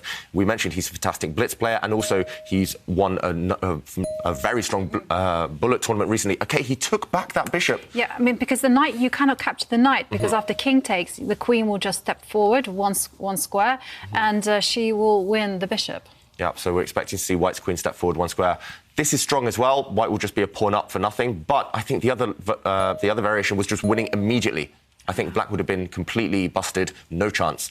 Now black's a pawn down, but at least it's down to an endgame. If the rooks come off, it's going to be queen and knight against queen and bishop. And the queen and knight often better as a combo. And, of course, the clock. And the clock, so... 7 minutes up on the clock, Levon Aronian. Yeah. So he has chances, despite the fact he's down a pawn. This isn't game over yet, but Artemiev, I think he could have found an even stronger kind of flourish there to finish off his trick. And, yeah, it was very sharp from him to spot that, but maybe it is just having under 2 minutes that caused him to keep things simple now. Now there's no more checkmating attacks. It's just a pure endgame technique. I think what happened there, David, is that whole chess expression that we have, you know, where we say, if you find a good move, look for a better one. And I think Artemiev just saw a good move and was like, that's enough. It's going to be great for me to win a pawn, be comfortable in an endgame. And he didn't see that, in fact, there was one that he was 100% winning. Yeah. I mean, he's still 90% winning, but not 100% anymore. And I still would say Artemiev's a big favourite to convert this. I think black's drawing chances are very small here because Artemiev, firstly, he's so strong in the endgame. His technique is normally fantastic. I wouldn't say flawless, but he doesn't give his opponents many chances. But also, for Levon Aronian, having missed that trick, his confidence is going to be feeling slightly low now. And yeah, I expect to see him burn some time on the clock. But he was the big comeback king yesterday, and he was talking about his fighting spirit. It was amazing yesterday how much fighting spirit Levon Aronian had. Is that what he needs to find out, that fighting spirit? Yeah, definitely. And it was actually a pattern in yesterday's day as well, because Levon Aronian blundered quite frequently against Magnus, and Magnus either didn't see it or it was just by the fact that Levon just kept fighting and being resourceful that he managed to prolong the game. And, well, we have a move. Artemiev has started advancing his kingside pawns forward, and that's a very nice move. Yep, that's very nice, because that pawn is destined to step one square further and dislodge the black knight from its ideal square. That black knight is the only defender of the black king. Once it moves away, white's queen is going to jump into the position that black knight has nowhere it wants to move to. And Artemiev is going to ask the question to that knight next move, where are you going? And the problem is, I don't think it's going anywhere good. So Artemiev finding this killer idea, probably, of pushing his pawns forward. He continues. He's going to dislodge that black knight. He's insisting on the idea. Yeah. Wow. And I mean, you have to do that, right? In chess, it's like, you know, I really want the idea. I need to dislodge that knight. And I think that this move is actually forced by Levon. He has to trade queens, because look at that white queen is in the center of the board. And you kind of called it out yesterday. You said queens belong in the center. It's where they have maximum power. Would you capture the queen? Would you trade it? Yes. I don't feel comfortable all the time with queen and bishop against the queen and knight. I'm always worried that the queen and knight will team up against my king. So get the queens off, remove all the risk, and once the queens are off, the bishop is actually better than the knight, because there are pawns on both sides of the board, and bishops are long-range pieces. They can switch from one side to the other in the blink of an eye. But knights, takes a long time for them to hop around and to kind of reach the other side. So right now, just trade the queens, bring the white king to the center of the board, and I think that's going to be quite simple. It's going to be very straightforward. Our gold bar in the Goldmoney Asian Rapid is loving the situation for Artemiev in the second game here. He could be about to take the lead in the final against Levon, and he makes his move. And, OK, we do see that queen trade, but the white king actually stepped forward. I was expecting the white king to run to the centre to make its way towards the left. But, OK, Artemiev has another plan in mind, because he's marched his king up the board quite quickly. Yeah, so white's bishop next move is going to step away, and then white's going to continue pushing pawns and try to undermine that right side of the board. It's logical in a way. That's where white's pawn advantage lies. If you look on the right half of the board, actually, it's a 4 versus 2 advantage. So why not push pawns on the side you're stronger? It's very logical from Artemiev. I mean, I agree with you, Ivanka. I would have brought my king actually to the middle of the board rather than to the side, but he has something in mind, and black's king, seeing nothing better to do than to kind of also step to that side. Look at Levon Aronian. He's slightly shaking his head now. He knows that it's an uphill struggle to save this game. White's bishop moving out of the way. That's a very nice square as well, taking some kind of control over potential knight jumps. The black knight doesn't have anywhere it wants to go, and black has felt obliged to put a pawn on a light square. That's never good when your opponent has a light squared bishop. He just felt it was necessary to take some control. Now the black king going across. White's going to have to make a decision with those pawns on the right side, and then the white king is going to re-centralize itself. It's going to actually take a long time. Maybe I thought it was easier than it actually is, but either way, Artemiev should still win this game. And when it comes to taking a decision on the right, I mean, would you trade pawns, or would you actually push your pawn one square further? I think I would be tempted to push the pawn one square. Yeah, the one risk for white is that you run out of pawns eventually, that the black knight will sacrifice itself for all of your remaining pawns. So, yeah, you definitely don't want to trade too many pawns, at least. And I don't see any reason to trade yet. So, yep, like you say, just step that pawn forward, maybe one square. Or you could actually just relocate the white bishop and then keep the status quo on this right side first, relocate the white bishop, and then push some other pawns. Keep the tension. Keep the tension, yeah. There's no rush yet for white. Wow, exciting times in the big final. I will also mention that game 2 between Magnus Carlsen and Ding Liren in that fight for third place is also going on. Magnus won the first game. Right now it's looking like a draw in this second game, but anything can still happen. Okay, We have another move. Yeah, just when David and I were in like perfect harmony, we were like, push that pawn 1 square forward. Artemiev says, no, I'm swapping it off. And he wants to clarify the situation immediately. And he advances another pawn, offering another set of pawns for trade. But this one is one that black can definitely not capture. Because if you capture that pawn, you suddenly allow white 2 passed pawns, and connected passed pawns are the best type of pawns one can possibly have, so you don't want that. Yeah, you definitely don't want to capture that pawn with black, so instead, Aronian went active with his knight, so also attacking one of white's pawns on their left side. That white pawn just get out of the attack, just step to a safe square, and white should be fine. That black knight looks nice and pretty, but actually, once one of white's pawns moves on that side, that black knight's not hitting anything. And at the right moment, Artemiev can decide with his pawn on that F-line to capture black's pawn maybe, or to step forward and create a protected passed pawn that's always going to keep that black king tied down. So 20 seconds. Yeah, that's the only thing that can stop him now. Artemiev, I'm surprised he's thinking so long on his last couple of decisions. And also that pawn trade earlier that we didn't really like, that was influenced by the clock. Under 10 seconds. And he's taking a pawn. Wow. No, why is he doing that? I mean, he needs to keep as much tension as possible. I mean, there's no benefit whatsoever. I mean, he's making very committal decisions. Yeah. Now, suddenly, black has a 2 versus 1 advantage on that left side, and that could be a real distraction for white. OK, yes, white snapped off this pawn in the centre, but if you look at white's pawns, especially on that right side, white has a set of doubled pawns. Actually, they don't make a great impression. White's pawn in the centre as well. It's a passed pawn, but it's not running yet. It's not moving up the board. So suddenly, black's easily going to stop the white pawns. And how is white actually going to stop those 2 pawns on the left? White's going active with the king. But, yeah, it feels like Artemiev, he's panicking slightly. Maybe he's just feeling he's so close to winning. He's getting overexcited even. Because now it's much more complicated than it should have been. He could have just kept complete control. Yes, it should still be winning, but you have to worry about those 2 black pawns now.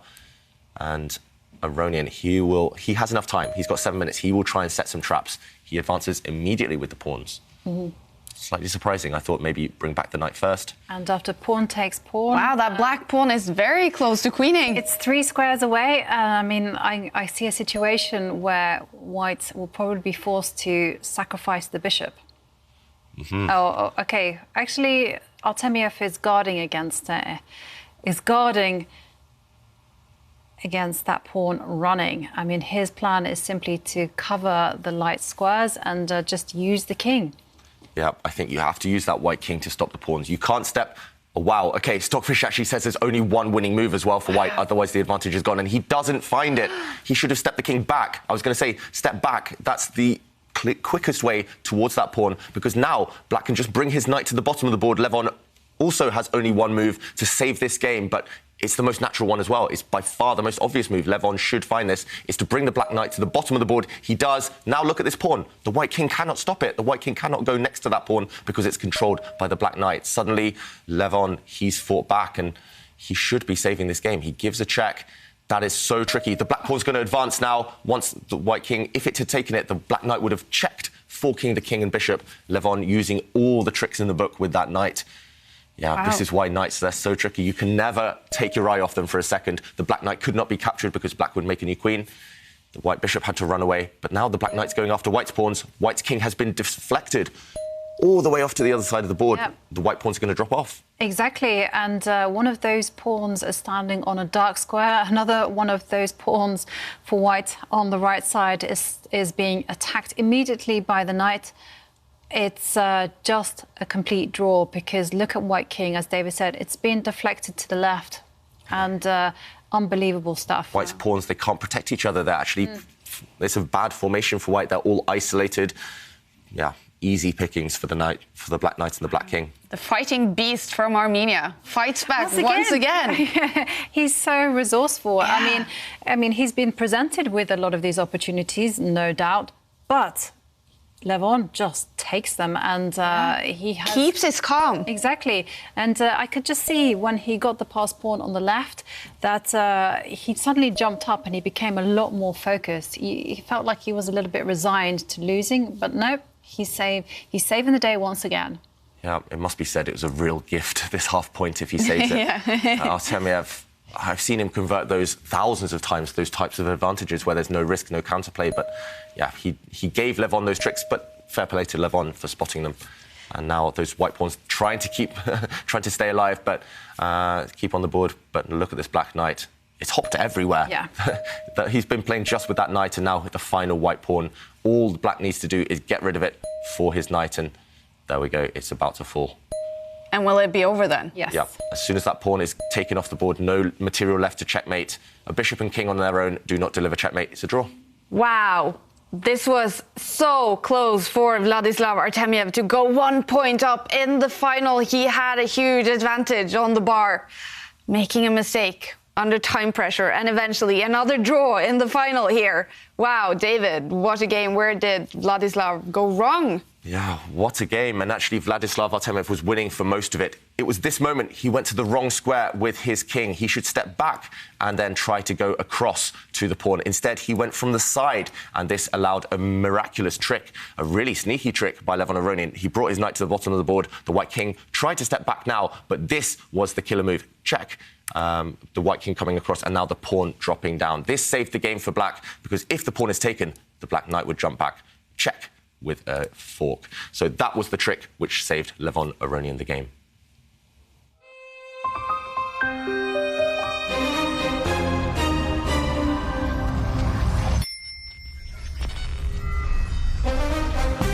They're still tied. Game 3 coming up in about 14 minutes. Levon Aronian will have the white pieces. And of course, we're wondering, will we have a winner in the first match in the final?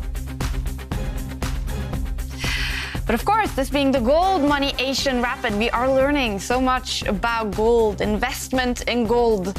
And right now, we're going to be joined by an expert on this team, Ned Leland. He is the head of, and listen to this, everyone, head of gold and silver at the Jupiter Asset Management. Thank you for joining us, Ned. Thank you so much. I'm excited to be here with you all. Oh, we're so excited to have you. I know actually you were taking a look at the ending of the first or this game here. What did you think about watching chess like that? Yeah, you know what? Actually, I watched the semi-finals as well, just as preparation to come and talk to you today. Cool. And I got quite sucked in, actually. I must say, I have no technical background, but I found it quite compelling. Cool. We love to hear that. And I love your title, Head of Gold and Silver. I mean, what do you do in your job? Well, look, so what it is gold and silver is a bit of an esoteric subject. It's actually for nerds, which may be some crossover here with chess. Definitely. But it has its moment, it has its moment where people become very interested. And Jupiter brought myself and my team in to run a fund a year ago. And that's just the name for the head of the desk, I suppose, really. All right. And it's been so interesting throughout this tournament to learn more about gold. And of course, everyone in the entire world knows about gold. It has such a huge status, such an immense status. Why, historically, does it have this status? Well, I mean, it's a big subject. The answer is that there's a sort of element of religious mysticism to it. And then there's also huge amounts of history whereby gold has operated as, I'm hoping I'll be saying things that other people haven't said to you, by the way, but basically gold has always operated as the risk-free instrument of the financial system, even right back into antiquity. That's why it doesn't have a credit rating.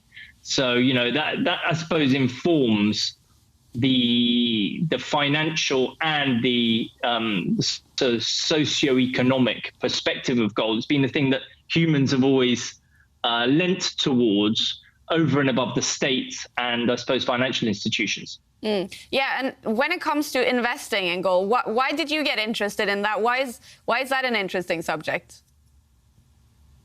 I got interested in it because I found out about some dodgy stuff that was going on in the system. So basically, if you approach the financial services industry as a skeptic rather than a believer, fairly quickly you'll come across gold and silver and you start to understand the situation isn't quite as it appears. So I suppose that's the answer. Is I came at the industry with a skeptical viewpoint. I wanted to understand genuine risk rather than what, was presented to me in textbooks.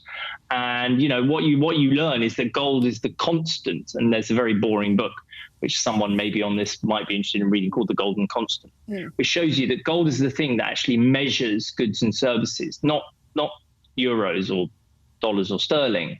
So that's credit money, and that degrades in your hands, as we all know. So, my background came from a skeptical viewpoint. Ah. Oh. Yeah, and Ned, what advice do you have for people like me and some of our viewers maybe who are thinking of finding out more about gold? Yeah. Well, look, I think the first thing to do is to frame it the right way. So frame it as a risk-free form of cash. So what it is, physical gold is a way of saying, look, I'd rather have that proportion of my assets parked in the corner of the room, not participating. Now, that might not sound very exciting, but that's very different than everything else. So, normal forms of cash I'm going to pitch to you are really degrading on you, and people intuitively know that. Whereas gold on its own is a way of saying, look, I want a proportion of my assets to buy the same stuff in 10 years and 20 years, to be able to have that. I suppose it's sort of real saving rather than ersatz saving, which is what most people do. Mm-hmm. And so is the price of gold always constant? So I'm going to say to you it is, although, of course, optically it's not. When you look at the screens or you look at turn on Bloomberg, whatever it is, you'll see that gold has a price. But the truth of it is it doesn't. Gold is an element, and it's actually pricing the way which sterling, dollars and euros are falling rather than the other way around. It's on the screen we look at the gold price going up or down, but actually it's not. It's measuring goods and services and government issued credit money. But of course, that's one of the great tricks that's been sold to people, is that that's not the case. Did that make sense? Yeah. And actually, I've been reading actually this morning that the price for gold has been dropping a lot lately. I mean, is there a little bit of pessimism in the market for gold right now? So no. So what I'm going to say to you is it's exactly what I just touched on. So what that is short term. Dollars, particularly, which is what people tend to look at, rather than, for instance, if you're in the Eurozone, you should be thinking about it in euros. But they look at the dollar gold price. What's happened is the dollar gold price has come down. But actually, in reality, what's happened is that forward dollars, so the market's view of dollars held in the future, is slightly more bullish now than it was a few weeks ago. And the reason for that is because people are talking up the likelihood of interest rate hikes, which makes dollars held forward look slightly less bad than they did a few weeks ago. So in fact, gold's not doing anything. It's just the market's perception of holding credit money forwards is what's changing. Gold is just gold. It will always just be gold. And we learned a few days ago, also from another guest we had on the subject, that it doesn't take too much money to invest in gold. You don't have to be super rich. You don't have to start out with a lot. It takes quite little money to start investing. So if you're, starting to look at investing your money in something, is actually gold maybe the best idea? Well, I mean, our mutual friend would be upset for me for saying this, but I also think silver has a role to play there because it's lower price point, and really they're the same thing. But my initial comment would be, depending where you are, you can buy a quarter of an ounce of a gold coin. So a UK sovereign is a quarter of an ounce. That's quite a low entry point. But I think one of the key things to mention is just to make sure that wherever you're buying physical gold, that you're clear whether or not it carries capital gains tax. Because in most countries, there is a sovereign coin of your country, which actually is legally a form of money and can't be taxed. So you need to make sure that you do bear these factors in mind, when you're thinking about it as the risk-free instrument. It's a savings vehicle, it's legally money, but there are nuances, of course, within that. All right. So finally, Ned, the winner that we will get to know in this tournament tomorrow will take home $30,000. If you were that winner, would you take a little of that money and invest it in gold right now? Well, absolutely. I think, in fact, the right way to answer that question is to say that you should be doing it kind of all the time. It's like when people say you should try and save some of your income. So, whatever proportion that might be, whether it's 2 or 5% or whatever it is, absolutely, that's good, consistent human behavior. People generally don't do that, by the way. That's kind of good advice that's rarely taken. But I would say that, you thinking about it in that way, which is this is a genuine savings vehicle for the long term, then of course, why not? Okay, good tip there. We're taking notes. Ned, thank you so much for joining us and teaching us more about gold.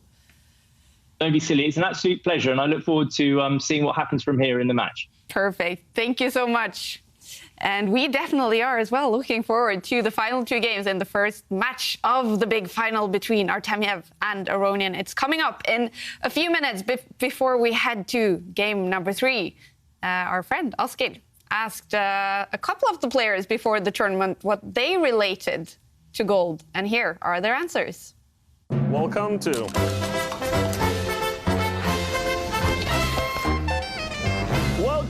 Askild Asking.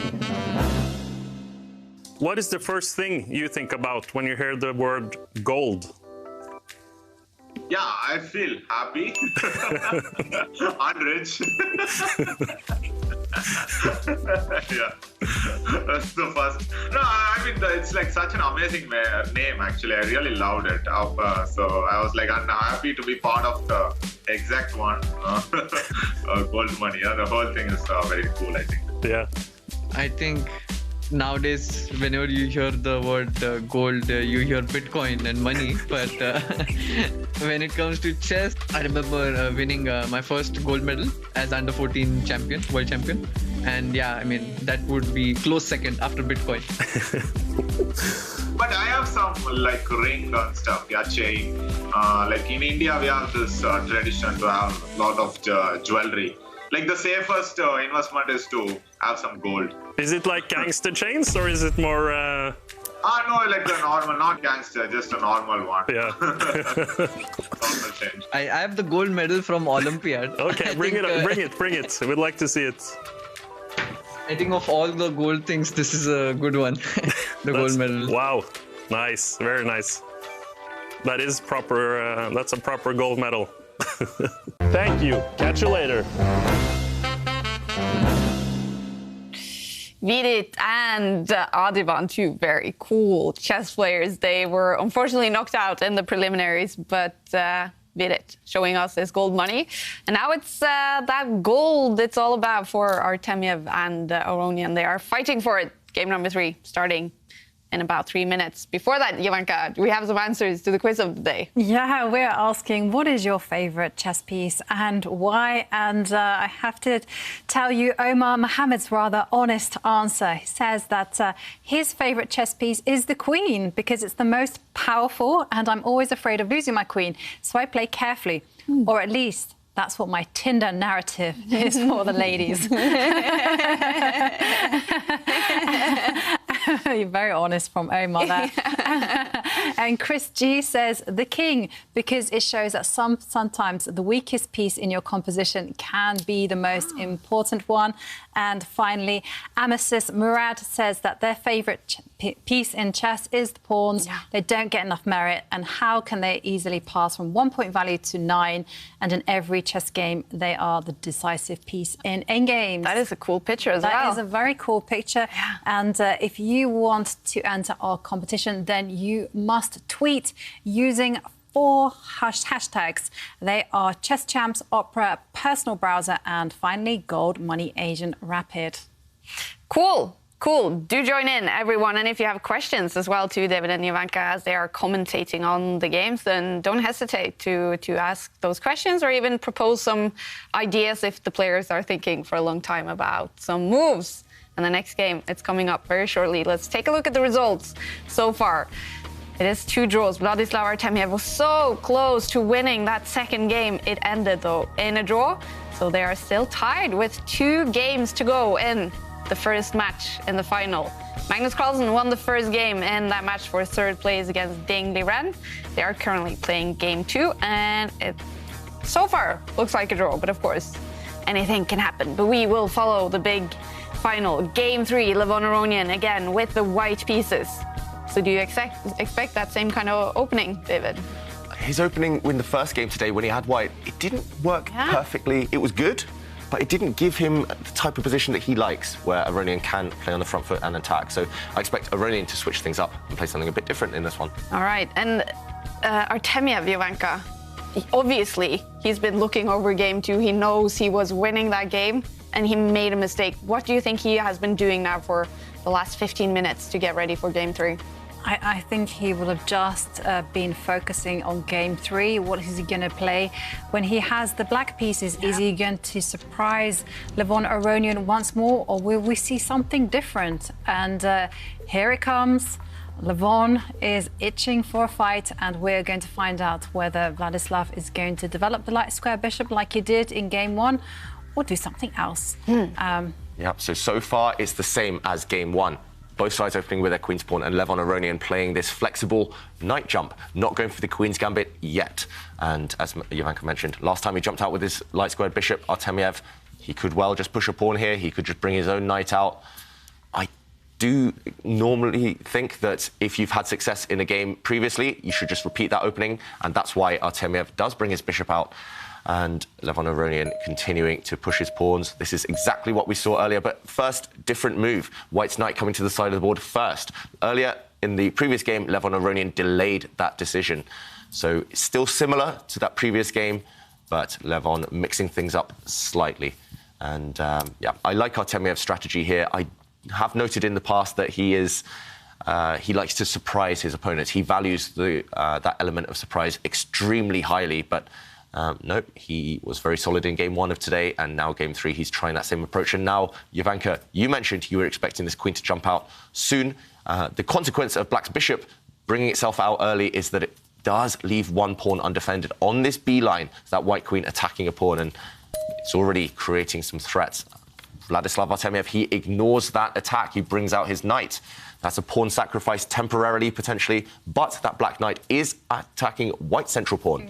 So Artemiev meeting a threat with a counter threat. Yeah, and there's no way that white should be even dreaming about capturing that pawn. It is not a free pawn, it is a poison pawn, because if white were to capture it, then the black knight would jump forward, and there's many points in the position, and one of them is that the black knight will now be threatening to jump in and give a check to the white king and fork the rook. Yeah, so we did see a trade of pawns here, but we have to just show this because the most tempting move in the position, queen takes pawn, would definitely backfire. Black would capture white central pawn, and the check that Jovanka was highlighting there is this one. The knight's going to jump in, attacking the king and the rook. So you cannot allow this to happen. You have to keep Black's knight inactive. You cannot let it jump into your half of the board. So instead of this, we did see a trade of pawns, and now Levon Aronian stopping that plan, stopping knight takes pawn to jumping in. He just pushes his own pawn forward. So solid by Aronian, but if you talk to this piece, this bishop, it's not happy. It's now blocked in by its own pawn. So that will make Artemiev feel slightly more confident that white has one bad piece now.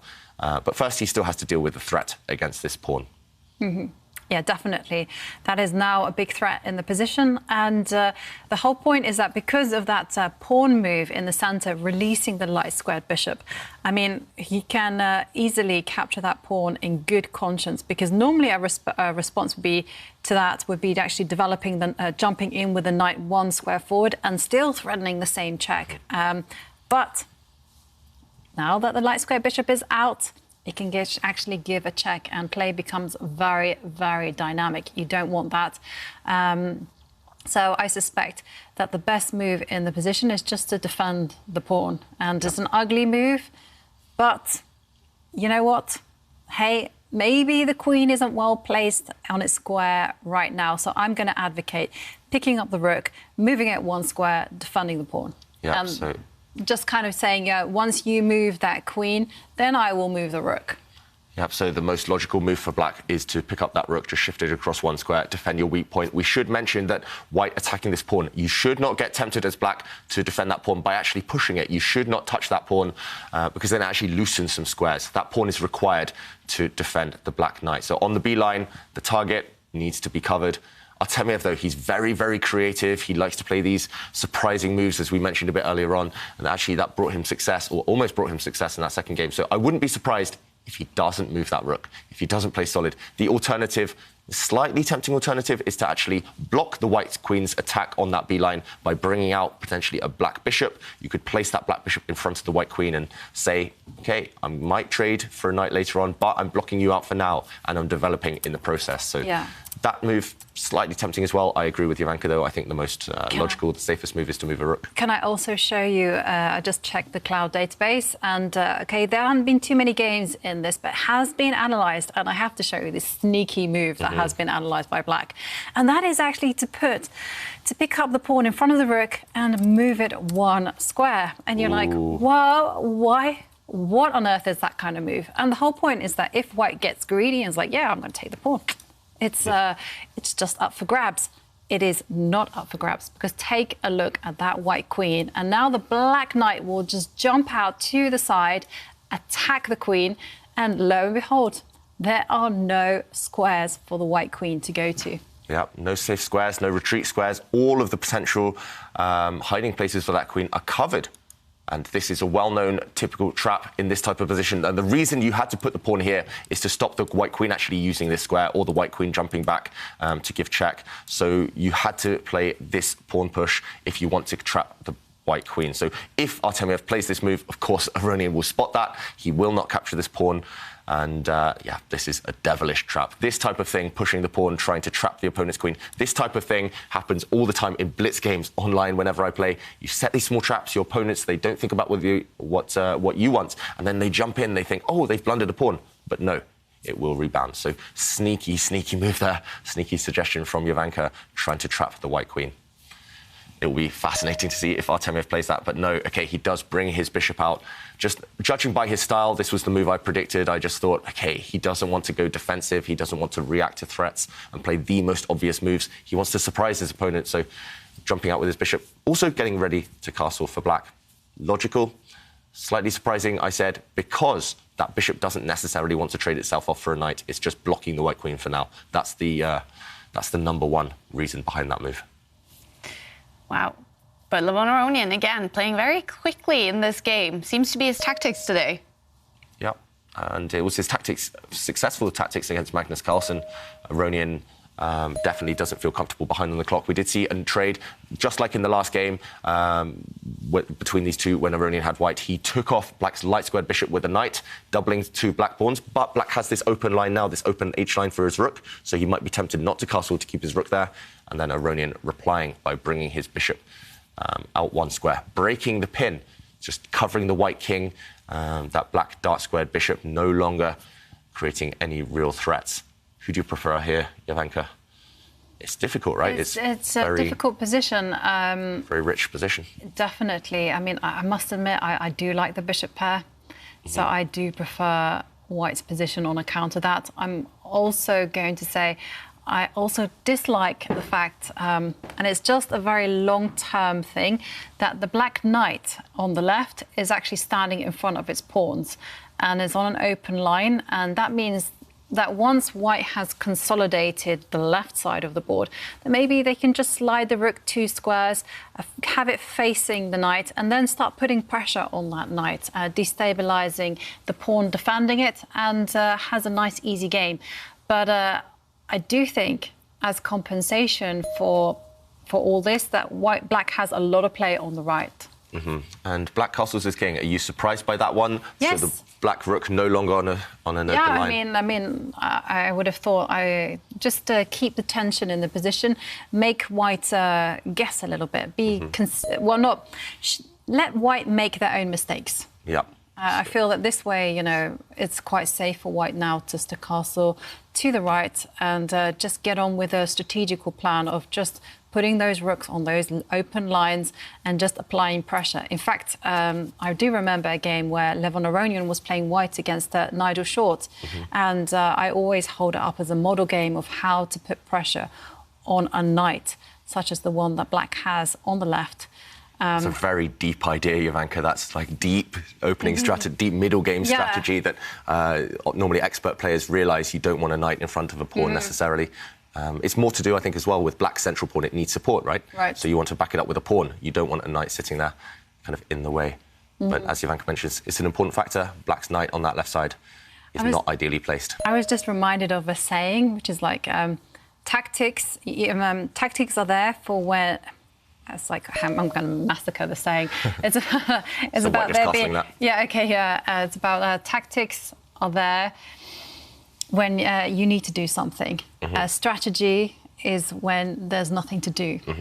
Yeah. So it's about knowing what to do when there's nothing to do. Yes. Yes, That's that's something like that. So this is the type of position, what would you say? Is it for tactics? Is it for strategy? Strategy. Strategy, because there's nothing to do immediately, right? Both kings are nice and safe now. There's no tricks, there's no immediate trades, exchanges. And yeah, that's why we don't talk about tactics, we talk about strategy here and positional play. It's just about where to put your pieces, what pawn formation, what pawn structure you want. Maybe trying to get your pieces to active squares, but also kind of stifle the opponent's plans. And also how to make your opponent uncomfortable. I mean, you always have to give them the chance to just make the wrong choices. I mean, you have to present them with an unclear kind of plan. You have to give them choice. And here I really do like White's position, even though this dark square bishop is actually trapped behind its own wall of pawns. Yeah. And I think, actually, both of these two players, their style is very much trying to make the opponent uncomfortable. OK, there we see a trade. That's quite a controversial one. That's a big commitment there, a big decision by Artemiev to trade his bishop for the opponent's knight. So now it's a fight, 2 bishops against 2 knights. The quiz of the day, as we see there, what's your favourite chess piece and why? We're going to find out what's stronger, the knights or the bishops in this game, at least. Well, the pawn centre's closed, so the knights are OK for now. But if it opens up, I think it's going to favour the bishops. So, yeah, committal decision by Artemiev. We're going to find out the answer to a big question. Well, so you like the bishop pair, David. Yes. Do you think they will be stronger in this game? I'm not a betting man, but if I were, I would say bishops all day long. Yeah, definitely. I mean, I agree with you here. I mean, just because I'm familiar with these kind of positions, playing with the bishop pair, and that being the only stronghold in my position. I mean, one of the things that I've realised actually commentating alongside you is that you trade off queens, and the power of the bishop actually improves. Yep. Because you're able to weaken your king and just to drive open those lines. And, well, finally, Artemiev decides to defend that pawn with his rook. Yeah, and that's the thing about bishops. Actually, I was with you, Jovanka, and OK, White just bring his rook across there. I was with you and Peter Leko, the Hungarian grandmaster, fantastic player, fantastic commentator. He told me he'd watched a lot of my games and my style was just to keep my bishops on the first rank, keep them nice and safe and tucked away, trade off everything else, and then one day those bishops would come to life and win the game. And as soon as he said that, I realised, oh, wow, I'm actually doing that. I wasn't consciously doing that, but I just love bishops that much. And Artemiev, wow, with this last pawn push, he's making his intentions clear. He wants to gain space, push that pawn maybe 1 square further, clamp down on that right side of the board. Maybe he's dreaming one day of an attack against the white king. There's no black pieces that are active yet, active enough to create an attack, but he's hinting at it with this last pawn push. He doesn't want to just sit and wait for those bishops to come to life. He needs to take action, and he's doing it. Do you like that pawn push?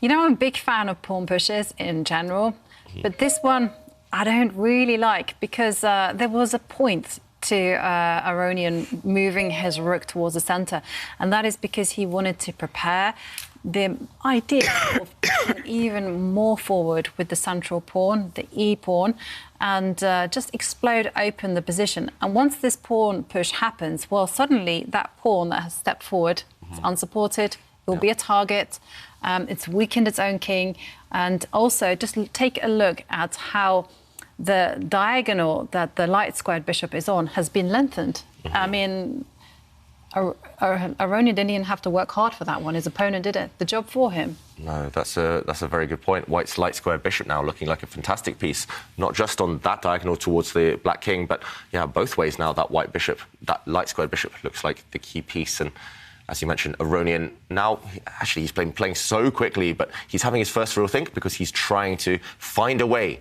to push forward his pawn in the centre safely. Right now, if you do it, maybe it's a bit loose. You're not protecting everything yet, so you want to use all of your pieces, maybe even you relocate the white queen, and then at the right moment, strike by pushing white's central pawn forward. Yeah, if you can't push it forward on move 1, your king's pawn, you might as well push it forward later on. And if white achieves that, if white gets 2 pawns in the centre of the board, supported by those 2 beautiful bishops, it's going to be very one-sided. So Artemiev will try and stop that if possible. Aronian spending a little bit of time for the first time in the game because he wants to make that happen. All right. Levon Aronian, I mean, he was so close to losing that game number 2. He's just in that fighting spirit. Yeah, he's definitely... he normally in chess as well, once you get a bit of luck, once you get one opportunity, everything starts to go in your favour. Yeah, right. And he's going to be pushing this game as much as he can. OK, just a pawn push there, very solid move. A bit mysterious as well. But yeah, he will be trying to crank up the pressure in this one. And also, the last game we should mention that Artemiev should have won. It was partly because of the clock. And again, that is going to be a big factor. More than 5 minutes down, and it's only move 16. And there's no clear plan in sight either for him. It's not going to be easy to fight back in this game. Yeah, I do like that sneaky move by Levon, because at first I was thinking, oh, what's the point? And now I'm like realising, OK, maybe the point is actually to step back with the queen and then push forward with the pawn that's now being released, release Beth, and move her up 2 squares, and perhaps she'll go even further and attack the knight. Yeah. So you want to, for example, if black pushes a pawn as well, now that you've pushed this pawn, you want to step back with the queen? Yep. This way? No, the other way? The other way. I want to line the queen and the bishop up. OK, so line them up on this diagonal, maybe for later. And then if black continues to make moves, then suddenly you're pushing forward with your pawns. Yes. And you want to go on the attack on this side of the board. Yep. OK. That's my idea. I want to take space, take as much space as possible, and then just keep dangling this whole idea that I potentially am going to open up the position with my central pawn. OK, that's a very nice, deep idea, and maybe that's what Levon wants to do in the current position. So this pawn push, it's hard to explain if he wants another plan other than that one. That's the only justification, I think. And the reason black is a bit stuck is because what does black do? This rook is forced to protect this pawn. You don't want to move that pawn because it's loose. This rook, it's on its perfect square already, eyeing up a pawn, but that pawn's defended. The black knights, they look fine, but it's hard to improve them. And for black, that's the issue. How do you improve your pieces? Maybe you can't. And if you can't, you just have to sit and hope and wait for your opponent to do something and then react. So right now, those 2 black knights kind of dominated by the opponent's pawns. They can never jump forward. That's the key. Look where Levon Aronian actually on this third line. On this third line, he's placed all of his pawns, bishops and queens. And that's because they control squares the knights want to jump to. So white just doing a great job of keeping his territory covered. And slowly, he's going to start advancing, as Jovanka mentioned, maybe with some other pawns. Let's go back to the players. Artemiev, 5 minutes now. It does feel like the first few games of today, maybe he's warming up, maybe he's a bit nervous in his first final of the tour and one of the tournaments of his life. But he cannot continue to be this, well, this indecisive, and spend this much time on the clock. I've been there myself. If you get low on time against the top players in the world, they will punish you. That's why he didn't win the last game as well. And he decides, wow, this is brave. Yeah, you kind of called it, you know, it's brave. And yes, what can I say about that pawn move? I mean, it's just one pawn that has gone rogue and decided to start to threaten white's king. And look, once again, Levon Aronian playing incredibly quickly. He just retreats his queen. And now after pawn takes pawn, rook takes pawn. And wow, you know, actually, this game reminds me a little bit about our game that we played in the British Championships. And it wasn't so much our game, it was actually the comments of the English women's team captain at the time, John Spillman. And he sat me down and he played through our game and he said to me, now, Jovi, what did you do here? His pieces were struggling for purpose. You, with this trade, gave David's piece some purpose. And then you did it again and again. And I was like, oh, I take your point. And I feel a little bit the same. I mean, white's rook had nothing to do. Now look at it, on an open line, causing problem. White's bishop was really bad, was looking at a wall. Well, it wasn't really bad, but it was looking at a wall. Now look at it, it's got all of the light squares. And yeah, I'm just thinking it's a little bit too accommodating. Yeah, suddenly you're right, white's rook is, I mean, it's broken onto its best square, and you could even see that white rook slide across. There's an open line on the king side. If you look at the black king, there's one open line, there's one route towards it, and that's on the H line. So white's rook could just bring itself there, maybe line it up with a queen later on, and there's going to be checkmating threats all over the place. Black's last move with his rook, just trying to keep everything nice and solid, protected. The other black rook will swing across, and yeah, that opening of the position.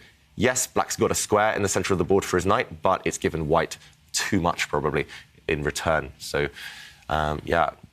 It might well rebound, and there we see the white bishop springing forward, attacking the black rook. Now the white rooks are lining up as well. Everything's starting to make sense for white. Levon, he's so good in the flow with the momentum. As soon as you give him one chance of an attack, he's gonna jump upon it. He's sniffed it out, hasn't he?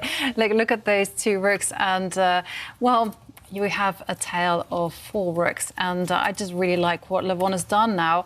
Really calm move, tucking the queen to the right, and it looks like it's just protecting the pawn, but actually it's got bigger ideas in mind. You know, maybe the queen can jump over to the right and threaten some kind of attacks. Yeah, look at it. Yeah, actually now black is in big trouble. He has to be very careful, because if he plays too slowly, if he just makes a move, then the white rook's going to slide across, and next move, the queen is going to join it. Look at this line. Keep an eye out for this type of idea. The queen and rook together are going to go and try and trap the black king. And it's very hard to actually stop this plan.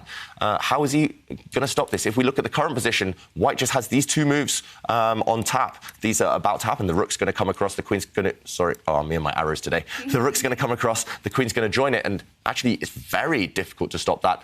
I think black has to try a distraction technique. You have to kind of force white to defend something else. I'm not sure what, because now the knight's jumped in, and it's simple. All white needs to do, bring your queen into the game. There's huge threats, and this is going to be deadly. I think Levon Aronian might be on the brink of winning this game if he's accurate. Yeah, this black king is now a target along this H line. Well, he's got all the time in the world to be accurate. Yeah, he has 12 minutes on his clock, and get this, Vladislav Artemiev has just under 4 minutes. You know, huge time difference. I love the move that David suggested. The queen diving out, threaten, and it's on the board. The most aggressive there, and the problem here is that white is actually threatening checkmate. The queen is just going to align herself with the bishop. They're going to give check to the black king. Black king must move, and then it'll be checkmate. And mate into threatened on the board. And I think the only thing to do is perhaps to try to swap off queens. Black needs to start diffusing the attack. Yeah, it's desperate times now for Artemiev, and that's one tip. If you're being attacked, if you know your opponent's queen is the one that's actually the main attacker trying to checkmate you, you just have to swap her off. That's why the black queen, I think it's strictly forced right now. Other moves might survive, but you just have to get rid of that white queen at some point. So bring the black queen the whole way across onto this same H line, challenge the white queen. That trade, I think white can even go for it and still have a big, big advantage, but that's the best chance of survival now. Anything else, you're going to get checkmated in a few moves simply, especially when you have no time. Wow. Doesn't do it. Doesn't play that move. That feels reckless almost. It's like, why can't white... Sorry? Sorry, no, you go on. No, you go on. Okay, why can't white just bring his rook across now? Is he not just winning immediately? He's threatening checkmate in one move by bringing his queen to the top of the board. It's game over. There's no defence for black. Why didn't he trade the queens? Look at Artemiev. He just underestimated this attack. Yeah, the king can't even go for a run. I mean, it can't step forward and try to make its bid for freedom. There's just no way out. I think he was planning to bring the black queen across, but that doesn't save him. White would actually go up anyway. Okay, he does it. White's going to give check with his queen. When the king moves, white's bishop's going to go out the way and attack the black queen, winning a knight in the process. Artemiev resigns. It's over. Wow! Levon Aronian in Game 3 in the final wins it. He is now up by 1 point in the big final. Look at him. No smile. It's just fighting face. Impressive stuff by Levon. I mean, he's been touched by the goddess of chess, Cassia. You know, when he's losing, he manages to draw. When he's winning, you know, he just powerfully puts the game away. What can I say? It did look like Artemiev showed a little bit too much respect for Aronian and was a little bit accommodating in that game. So tough loss there. And what are they doing here, David? Both of them still looking at their screens. Yeah, probably they are analysing that game. Aronian is probably looking over that masterpiece that he just created. Inside, he will be slightly pleased. The other thing he'll do once he's stopped looking at this game is to prepare an opening for the next one. Because remember, he was losing with the last time he had the black pieces. Artemiev, meanwhile, maybe he's just thinking, oh, where did it all go wrong in this one? And then he will switch his attentions to the next game as well. Yeah, shaking his head here, Artemiev. Game 4 coming up now in 14 minutes, and it's a must-win situation for the Russian to tie the first match. If it is a draw or Levon Aronian wins another one, then he will be the winner of the first match after a fantastic performance in this game. And I'm just so impressed by looking at him. He's just giving nothing away, no reaction. He is still in that fighting mode. Still, he knows it's not over. He knows it's one more game coming up shortly. But in this game, David, we had some very cool exchanges. So now we'll have the FTX exchange of today.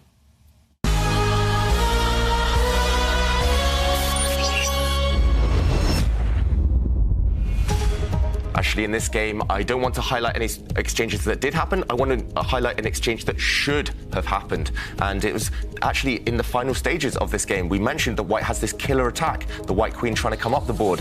And one thing about exchanges is that you have to go for them if you're on the defensive. Trade off your opponent's attackers. The key attacker is your opponent's queen. So here, Black had only one move. He should have brought his queen to the side of the board, exchanging off White's best piece. And now if we did see this exchange, the queen's coming off the board, then suddenly Black has some hope. The Black Knight, especially in the center of the board, is suddenly the best piece.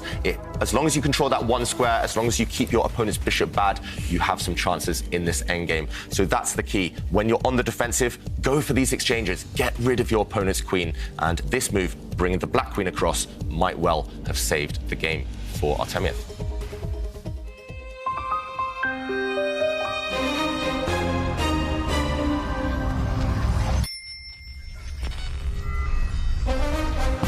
It's the fourth and final game in the first match in the final. Vladislav Artemiev, he has to make a comeback. He has to win this game to tie the match. Levon Aronian, with a draw or a win, will be in the lead before the 9th and final day of the Goldmoney Asian Rapid. Simon Williams, Ginger GM, has made a cool series for us about, taking us back in chess history, looking at some historical games and matches and prize money. What would that be worth in gold today? And today, what a cool match we're going to look at. It's one between the fantastic Kasparov and Kramnik. Hello viewers, and welcome to my next video on historical matches and what the prize fund would now be worth in the modern era, in modern times. And we're going to move to the year 2000, and this had some personal significance to me. It was the World Championship match between Kasparov and Kramnik. Now, this was funny for me because I got a call from a friend and he said, do you want to work at this World Championship match? And I was like, yeah, of course, I'd love to. It was in London. And you might assume I was doing some chess commentary, but no, my job was as an usher, and I was showing people who came in to watch the chess to their chairs. So they'd be like, where do I sit? Oh, over there, sir. And I did that throughout the match, getting £10 an hour. Probably not worth a lot in gold at the moment, but it was a great experience. But this match was also famous for bringing the Berlin defense into modern chess theory. Kramnik used this defense to neutralize Gary's great attacking ability, and it hasn't gone anywhere since then. Cheers, Kramnik. So the prize fund between these two great players was $2 million. And Kramnik went on to win and become world champion, so winning 1.33 million. And in 2000, the price of gold per ounce was $279, meaning that the present day adjusted value of the 2 million prize fund would be 13.6 million. I hope Kramnik did invest his money wisely. Now, there was a key moment where Gary wasn't able to break down Kramnik with the white pieces, but Kramnik still needed to win with white.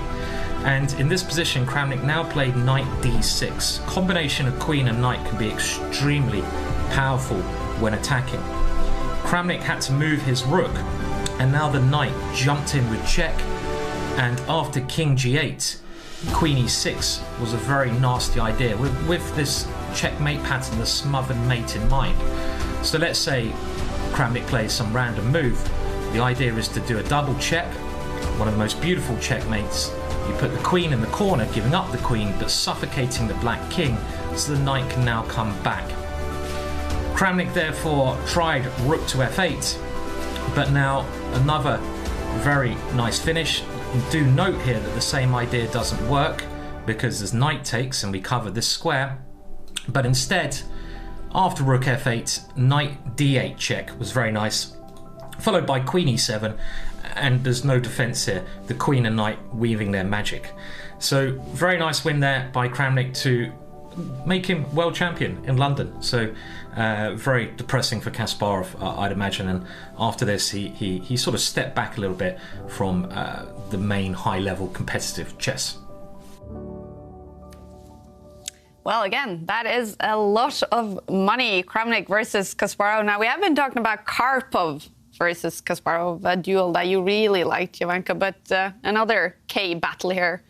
Kramnik versus Kasparov. How big was that battle? It was absolutely huge, and it was the first World Championship match that Kramnik had played, and he played it against Kasparov. And I remember I was absolutely shocked that Kasparov lost it. I thought it was unbelievable. I mean, how could a legend of the game ever do that? And it was just absolutely unbelievable for me, and I really couldn't bring myself to even think about the concept that Kramnik could be a better player.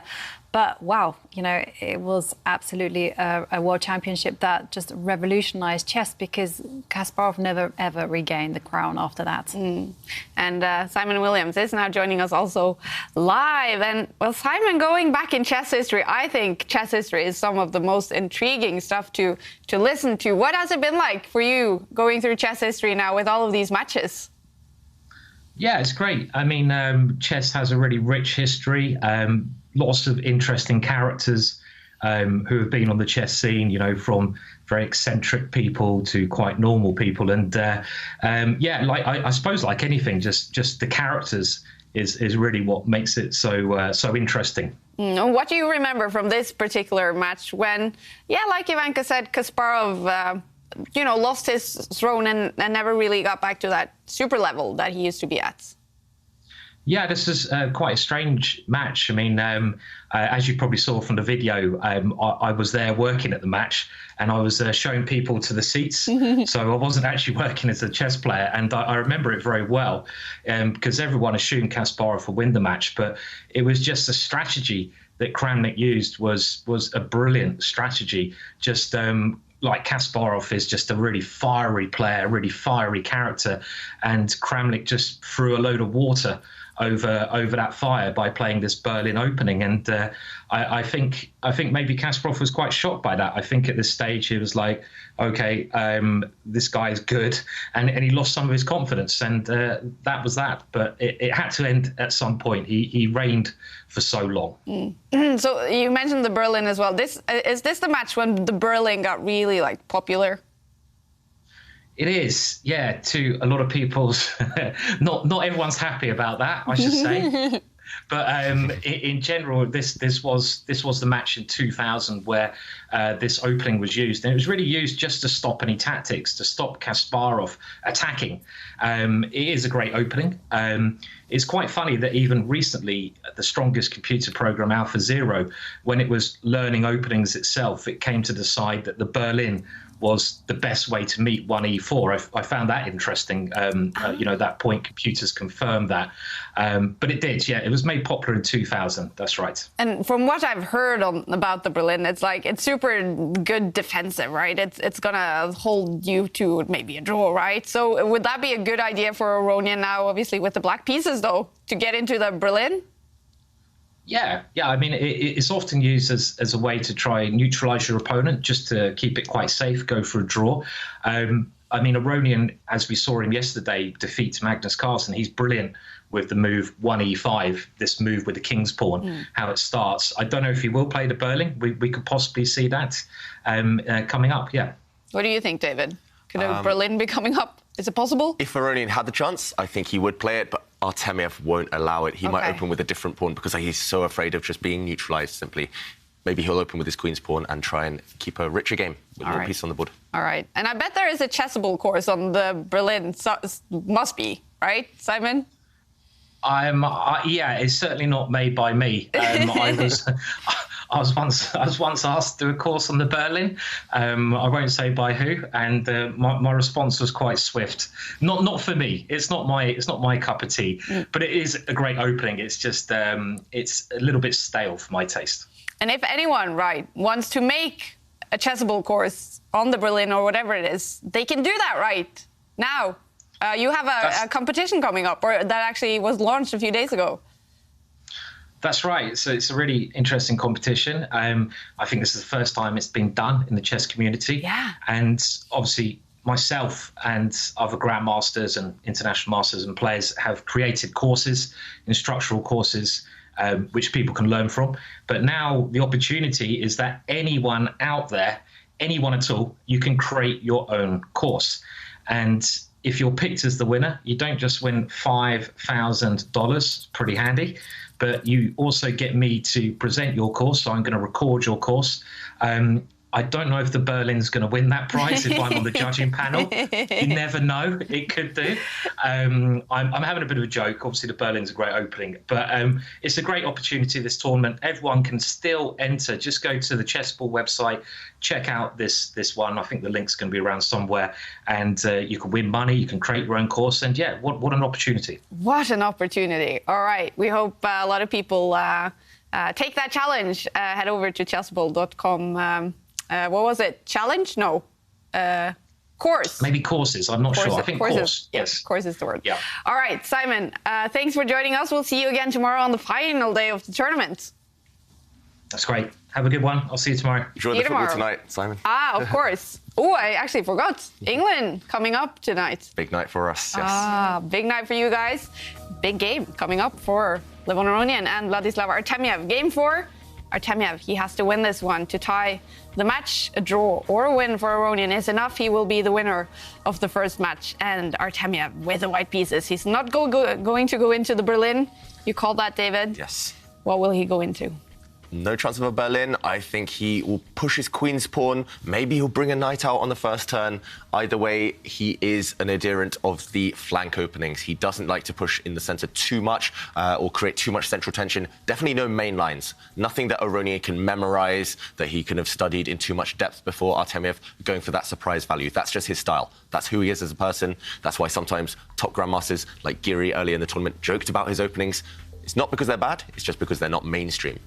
And Artemiev will try and get that first surprise in the game if he can. Levon Aronian leaving his computer for a few seconds here. We are waiting for him to come back to start this fourth and final game. And in the match for third place, Magnus Carlsen and Dingleren, they are playing game 3. The bar, as you can see in the bottom of the screen, is in the middle, saying a draw so far. Magnus Carlsen, if he wins this game, that actually will be over. He will be the winner of the first match, winning 1 game so far.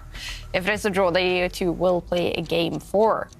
But now, all focus to the big final. Artemiev has to make a comeback. He has to win this game, and it's also always fun. Must-win situations in game 4. Yeah, definitely. We will see what Artemiev is made of. I agree with Simon and I agree with David. I don't think we're going to see anything mainstream here. I mean, if I were to make a prediction, I think he would pick up his pawn on the right, his knight on the right, and develop that and just play on the flank. He seems to have consistently done this in must-win situations, and yeah, the game will for sure take a dynamic turn, because for Artemiev, this is do or die. He absolutely has to take it to the edge today. Yep, a draw is the same as a loss in this game, so he might as well take those risks when they come. And, OK, they're keeping us waiting, but when they do start, I'm expecting Artemiev to play much quicker than he has in the previous games. Time has cost him already. We saw he was winning earlier. He didn't finish it off, and in the last game, blundering because of a lack of time. And queen's pawn opening, and the bishop coming out very early. We call this the Trompovsky attack. White right now, with his bishop out very early, has the opportunity to maybe shatter the black pawn structure. White, at the right moment, will think about taking the black knight with his bishop, and suddenly black will have a set of doubled pawns. Aronian allowing that for now, it's fine, but going on the attack, trying to push some pawns in the centre and undermine White's strong point in the middle of the board. So very tense so far. This is quite a rare opening. It did receive a lot of attention when Magnus Carlsen played it against Sergei Karyakin in the first match of their first game of their World Championship match. But in general... Which was also known for the Berlin. Which was also known for the Berlin. But yeah, in general, we don't see this opening too much at the top levels. Except it is a specialty of Vladislav Artemiev, and the two have actually played this position before, and in that game it was a speed tournament, and that game ended in a victory for Vladislav with the white pieces. And I've got it here. They're actually so far repeated it now in the speed game that they played against each other. Levon actually developed his queen. He picked it up and moved it 2 squares to the left. Attacking 2 pawns at the same time. 2 pawns at the same time. Very logical. Will that happen? That might well happen, Aronian. Now, look, he's looking off to the right. He's probably just trying to recall. He's like, oh, I've seen this before. I've played you in this before. We've had this discussion. What happened last time? Did it end well for me? And top chess players, they do look to the side. They look away from the board when they're trying to remember stuff. And, OK, he doesn't repeat what he did last time. He doesn't pick up the black queen. Instead, the bishop jumps out. This is a rare line. This is not the main answer. The main answer was definitely either developing the knight on the left or moving the queen out there.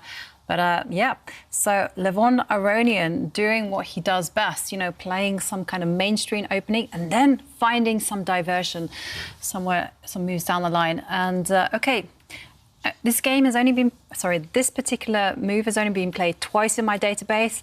And in both those games, White met that attack on the queen by developing the knight on the right. Yeah, so that black bishop attacking White's queen cannot be captured. It's defended by its knight. So White needs to run away or block. So White's queen doesn't really want to run away. There's only 2 safe squares. You can shift her across, but she'll be blocked in. So you have to block pretty much this attack.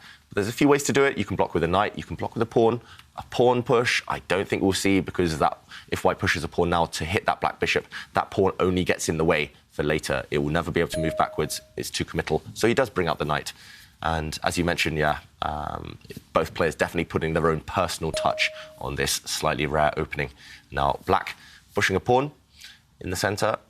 Again, very logical.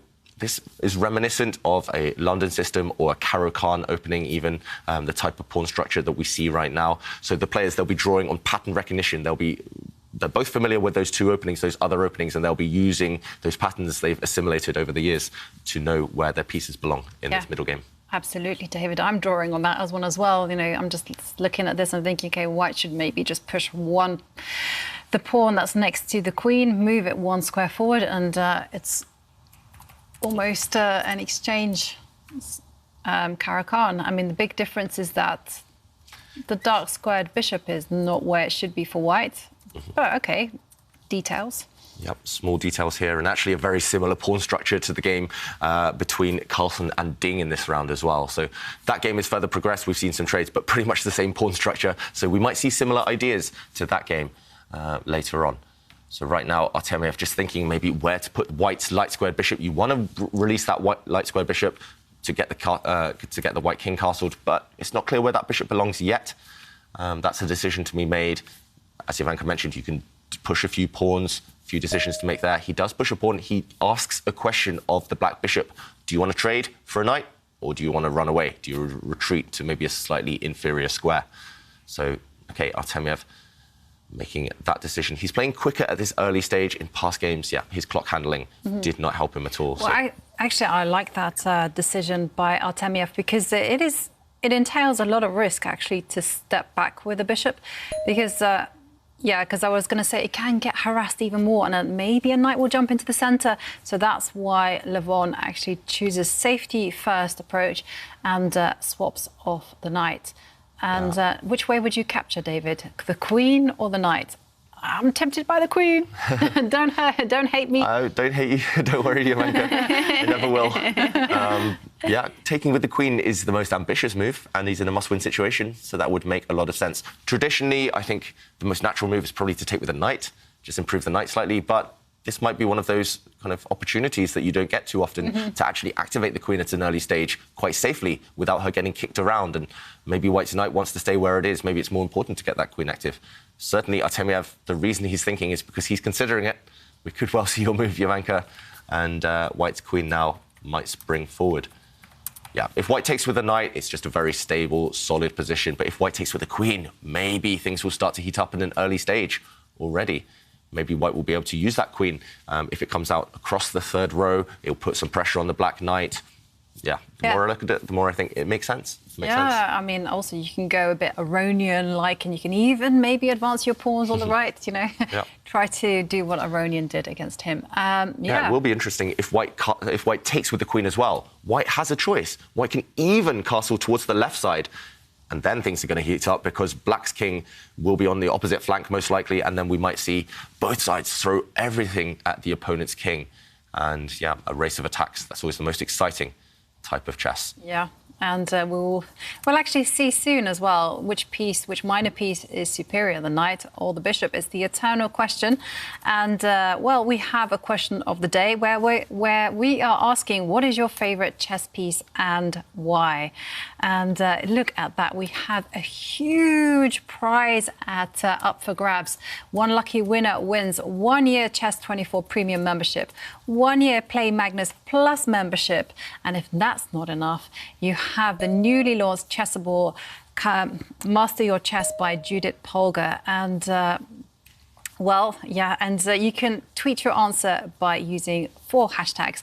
But, OK, we do have some moves on the board, and we've seen some trades. So, OK, the bishop now develops.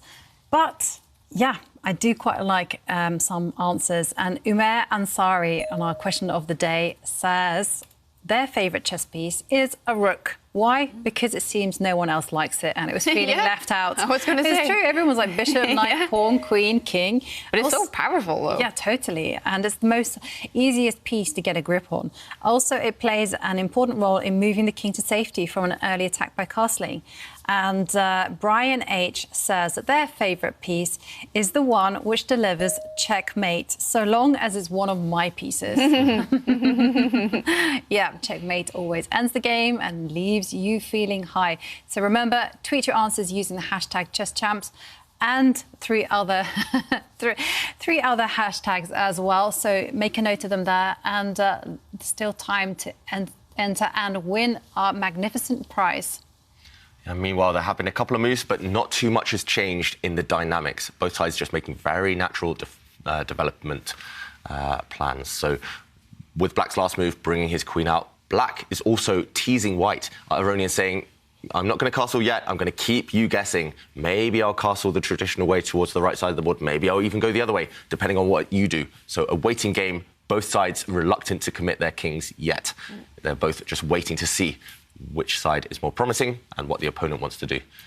Well, which piece is mostly involved when we're talking about checkmates? Is it the queen?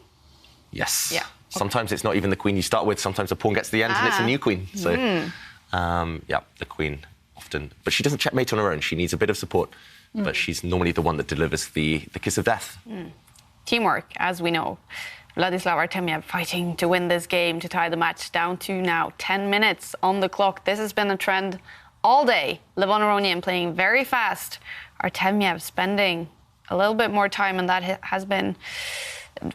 Was that directly involved in his loss in the last game? I think so. I mean, he took some decisions which were really suspicious, and I think it was because he's feeling the pressure of the clock. And you also don't have to forget the impact that Game 2 had on him as well. I mean, his draw there was completely due to his handling of the clock. I mean, he didn't leave himself enough time to calculate the subtleties of that endgame, and as a result, spoiled a win. And that impacted his play in Game 3 because he played in a little bit too accommodating way, with too much respect for Levon Aronian. And, OK, well, I'm going to get super excited because it's my favourite thing. happening because the kings have gone to the opposite sides of the board, and this means it is war. Blood and fire will happen on the chessboard. Yeah, wow. What a decision by Levon Aronian. Just in a situation where he only needs a draw to take such a risk to put your king on the opposite side and invite an attack. I mean, I'm impressed, I'm amazed, shocked, but also very scared for him because I think that black king is going to become a huge target. White now has a simple plan. Just throw all of the white pawns there on the left side. Just throw them all forward towards the black king. OK, Artemiev's getting ready to do that. He brings his rook across first. Okay. The black king tucks itself away. This is good defensive technique. Are we going to see my favourite thing happen? Pawns, pushing, pawn storm, pawn roller. There's so many names for it, but it's still wonderful stuff when it happens. I mean, it's the scariest thing, in my opinion, in chess. When you see this phalanx, this whole row of pawns just marching their way, unstoppable. Horde. There's even a game, actually, called Horde, which is, how many pawns is it? A lot. A lot of pawns versus a whole army. OK, and step one has been initiated. OK, so step one is to push those pawns. One of white's pawns has gone forward. That pawn was chosen first because it wants to dislodge black's knight, which maybe will be the best defender of the black king. And meanwhile, Levon Aronian, remember, he knows that his opponent's king is also a bit of a target. So this pawn push making the white bishop step back or trade. It's a big decision there for Artemiev. He steps back with his bishop. But now expect Levon Aronian to push those pawns. We're going to see it. And Levon Aronian, he's going to push pawns on the right.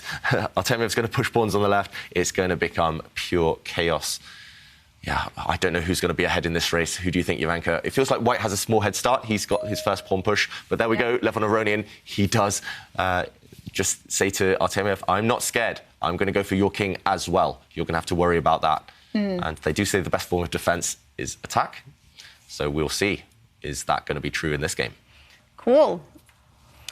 All right, so this was obviously Levon's plan by castling queenside to start pushing these pawns. I mean, it was looking so safe to castle that way when they were on the back rank there. Yeah, exactly. And it's just the fact that the match situation only requires a draw. And yeah, a draw is by far the least likely result now. It's just that surprised me, really. But Levon Aronian, he trusts himself. He knows he feels more comfortable in these kind of really complex, double-edged, decisive games. So he's playing true to his own style, not getting overawed, not getting too stressed out by the match situation. And that shows courage. That's what makes him such a champion. But meanwhile, Artemiev, he'll be feeling a bit happy, though, that Levon has at least given him something to hope for, at least given him a clear plan of attack. So right now, whites, do you need to take a time out? Do you need to stop black's pawns advancing, or do you just continue with your own pawns? I would be very tempted to continue. I don't know. I think I would be tempted to take some time out. And by that, I want to move my white knight away from potentially being attacked and start manoeuvring it. The white knight might be the king's best defender. I don't know. Oh, yeah, that's true. It's double-edged. You're right. I mean, it makes sense, a lot of sense to move the white knight out of the way because the black pawn's going to come and hit it anyway on the next turn. So that would be kind of a preemptive move, just looking into the future. But it feels like if you take a step back, it encourages the opponent. It's not clear that the white knight really has a path into the other side of the board towards the black king. It does, but maybe it will take 5 or 6 moves. So I just want to explode open the position. And the 2 moves I think Artemiev is considering here, getting low on the clock again, but the 2 moves I would consider at least. Firstly, to push this pawn forward, to kick away the black knight from the centre, this black knight under attack. Probably it would just go to the edge of the board to try and stop white advancing to control this square. But now, maybe at the right moment, you can jump into the centre with your knight. This is why I want to keep it there, Jovanka, not to retreat it, because now you could maybe jump in, and if some trades happen, even if you give up a pawn with white, then suddenly look at these bishops, they're eyeing up the black king position, and also maybe you can even win some material along this diagonal if you need to. So this would open up the bishops, which are a bit asleep right now.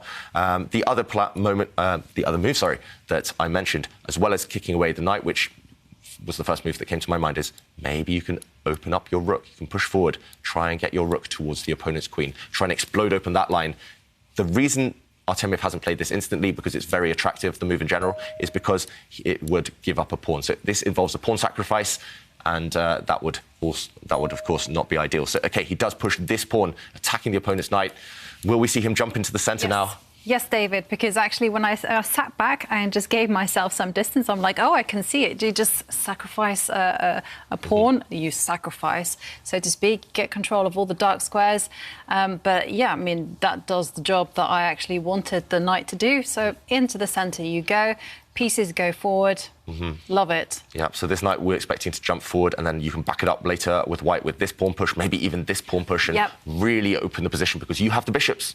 And I think this looks promising for white. Looks great. Well, he is 9 minutes down on the clock right now, Vladislav Artemiev, and by making this, I'm hung up on this queenside castle. I think it's so cool. Is he playing a little bit on Artemiev's clock here, Levon, bringing up some big surprises because he's had success now today, putting the Russian in time trouble? Yeah, for sure. He's going to sense that pattern. That's one thing chess players are fantastic at. Not just patterns on the chessboard, but patterns in life. And if you sense your opponent dropping low on the clock all the time, that's one way you can beat them. Not just on the board, but you can beat them on the clock. And Aronian's going to be very, very aware that that's a factor. And I mean, note how quickly Aronian's been playing. This position is not normal. Jovanka mentioned earlier, it hasn't been played too many times, this type of opening. But Aronian, he's made some huge decisions very quickly, still with 14 minutes left. So that's in the bank. He can spend, even if he gets in big trouble, he can spend 5-6 minutes on a move trying to get out of that trouble. And wow, white's knight retreating. Oh no, I am very sorry that I even suggested that move. Should I high-five you for that one? You predicted it, but... No, I hang my head in shame. I really love the knight jumping forward. For me, that is like the essence of chess. And some things that do worry me a little bit is, of course, Artemiev's clock handling. I mean, look at it. Look at the difference. Levon has just under 14 minutes. Artemiev on just under 5 minutes, and I think as a result of this kind of time pressure, he's playing passive moves. And it actually was a trend in his match against Ding on the first day. It was like he wasn't quite handling Ding's activity in the best possible form. And it was day 2 that he kind of like worked himself into form and showed everyone what he was capable of. But here, yeah. We've seen a trade. We have seen Black's knight jump towards the centre. White parting with one of his best pieces, the light squared bishop, for that knight. So we saw a trade of bishop for knight. Now Artemiev, he's gone on the attack with his queen. He's attacking Black's pawn, the black pawn just 2 squares away, with his knight. But the queen is doing... I don't know, it feels as if it's very slow. It's just a one-track mind idea, that one, and Black can just defend his pawn, no? Yeah. And I think Black's in a very healthy position. Are there some kind of, like, ideas of just breaking through with pushing a pawn forward, giving it up, and then just getting a line open for a rook to that pawn push. Yeah. Actually, if we show this, so White right now has changed the nature of the position. Instead of going active with his knight, he went passive, but the knight is helping the queen attack this pawn. And I'm expecting to see this move, just keep it nice and defended, this pawn. Aronian will do that. OK, he has played that. And Jovanka, you want to push this pawn to break open lines. And even at the cost of a pawn, break open this line for the white rook. That looks tempting as well. The move I thought you were actually going to say was this one, threaten checkmate. Why not? Push your pawn in the centre and hope that your opponent says, ooh, that's a free pawn. If he takes it, though, suddenly, OK, that's the move that's happened. Suddenly, this is going to be a checkmate threat. Wow. Queen and bishop attacking. But this has happened. OK, Aronian instantly reacting to this threat with the queen and bishop. He blocked the white bishop, and now after a trade of pawns, the position has changed a bit. It's opening up. It's finally opening up, but white still doesn't have an attack yet. And white's queen is a bit misplaced now that it can no longer break through on this square. I'm a bit worried for white. It feels like you've tried everything now on the left side, and now black's going to start fighting on the opposite flank, and you've actually neglected the white king. Yep. Black's pawns are going to sprint forward. The rooks are also going to come across. Maybe it's easier for black now to attack than white. At least his plan is clearer. Yeah, I mean, that's exactly what I would have said about the position as well. And it's also the reason I did not suggest that pawn move, because I was like, yeah, it's a one-trick pony. I mean, it's easily met by Levon. And then what next? You know, the currency of attack is always to open up lines. And, what is this move by Artemiev? So moving his knight. Maybe it's kind of with the philosophy, a knight is a king's best friend. Yeah. Needed for the defence. The knight was here a few moves ago, and now I think actually his plan is to jump to the centre of the board with white and then jump towards the black king. He's trying to attack with that knight, I think. But this last move with white, it is inviting that pawn push. There we go. Black's pawn push. He's trying to explode open the white king now. I don't think white's attack is quick enough. I think black is the one who's going to lead in the race. Now, after white probably takes that pawn, you don't want to allow that pawn to take you. So if white captures that pawn, the black knight could spring forward. Maybe black could even ignore it for a while, just bring his rooks to try and recapture. And suddenly it's so straightforward, Aronian's plan. For white, Artemiev, he's going to have to spend more and more time because there's options in every move and you have no immediate breakthrough. So, dangerous times for Artemiev, in terms of practicality at least. Yeah, totally agree there. I mean, it looks really shaky, especially because the white queen is cut off from defending her king and also the action. And yes, if the knight does centralise itself and goes on to give the black king a check, so what? It's one move. It's just one move, you know, I'm just going to move the king, tuck it away in the corner. And as long as I have the A7 square where the pawn is guarded, no danger whatsoever. So, and instead, black is simply going to focus on the right, just introducing the rooks and so many dangerous threats against the white king. It's helpless. It's by itself bad news. Yeah, so Artemiev, he does have some good-looking ideas, as we mentioned, bringing the knight forward towards the black king, but it might just be, the superficial. It might just be just a one-mover. So right now, OK, he had to take that pawn. There was nothing else to do. That move cost him a lot of time, which I'm surprised by. He should have played that move instantly and waited for black's reply and then calculated ahead. But, OK, at least he did. He did play his move immediately. Wow, look at the bar. Yeah, look at the bar. All black needs to do, actually, black needs to kind of kick his bishop off the board, and then the black queen, if you look at the black queen and bishop, they're diagonal. If the black queen can go in front of the bishop and just go the whole way down the diagonal, if you look at the H2 square, if you could pick up the black queen and put it there, that's actually checkmate. White has no defenders around it. OK, what about, OK, so you can do this, you can give a check to the king. That's the first move that I would play almost without thinking. Yeah, actually, I think that's just winning right now. OK, it's all about this diagonal, it's all about this square, so the black bishop can check. OK, king is forced to step, and now you kind of want to transfer your queen over to the right. Yeah, that's the move. And then the whole situation is that if white does give a check, I don't care. Take it. I think take it away. Yep, take it off the board. Take it off. I don't want it. And then now the queen is going to find itself, and this is like a mirror of what happened in game 3 when Levon was playing white. Yep, next move, no matter what white does, this bishop's just going to move out the way. That's going to be a discover check. For example, if white moves a rook, he's just going to give a discover check. He can just move this bishop, and this queen is going to launch a checkmating attack against white's king. And as you mentioned, this is exactly how Artemiev lost in the last game on this H line. OK, Aronian doesn't find this plan. He had 12 minutes. I'm surprised. Instead, he brought his rook. Here.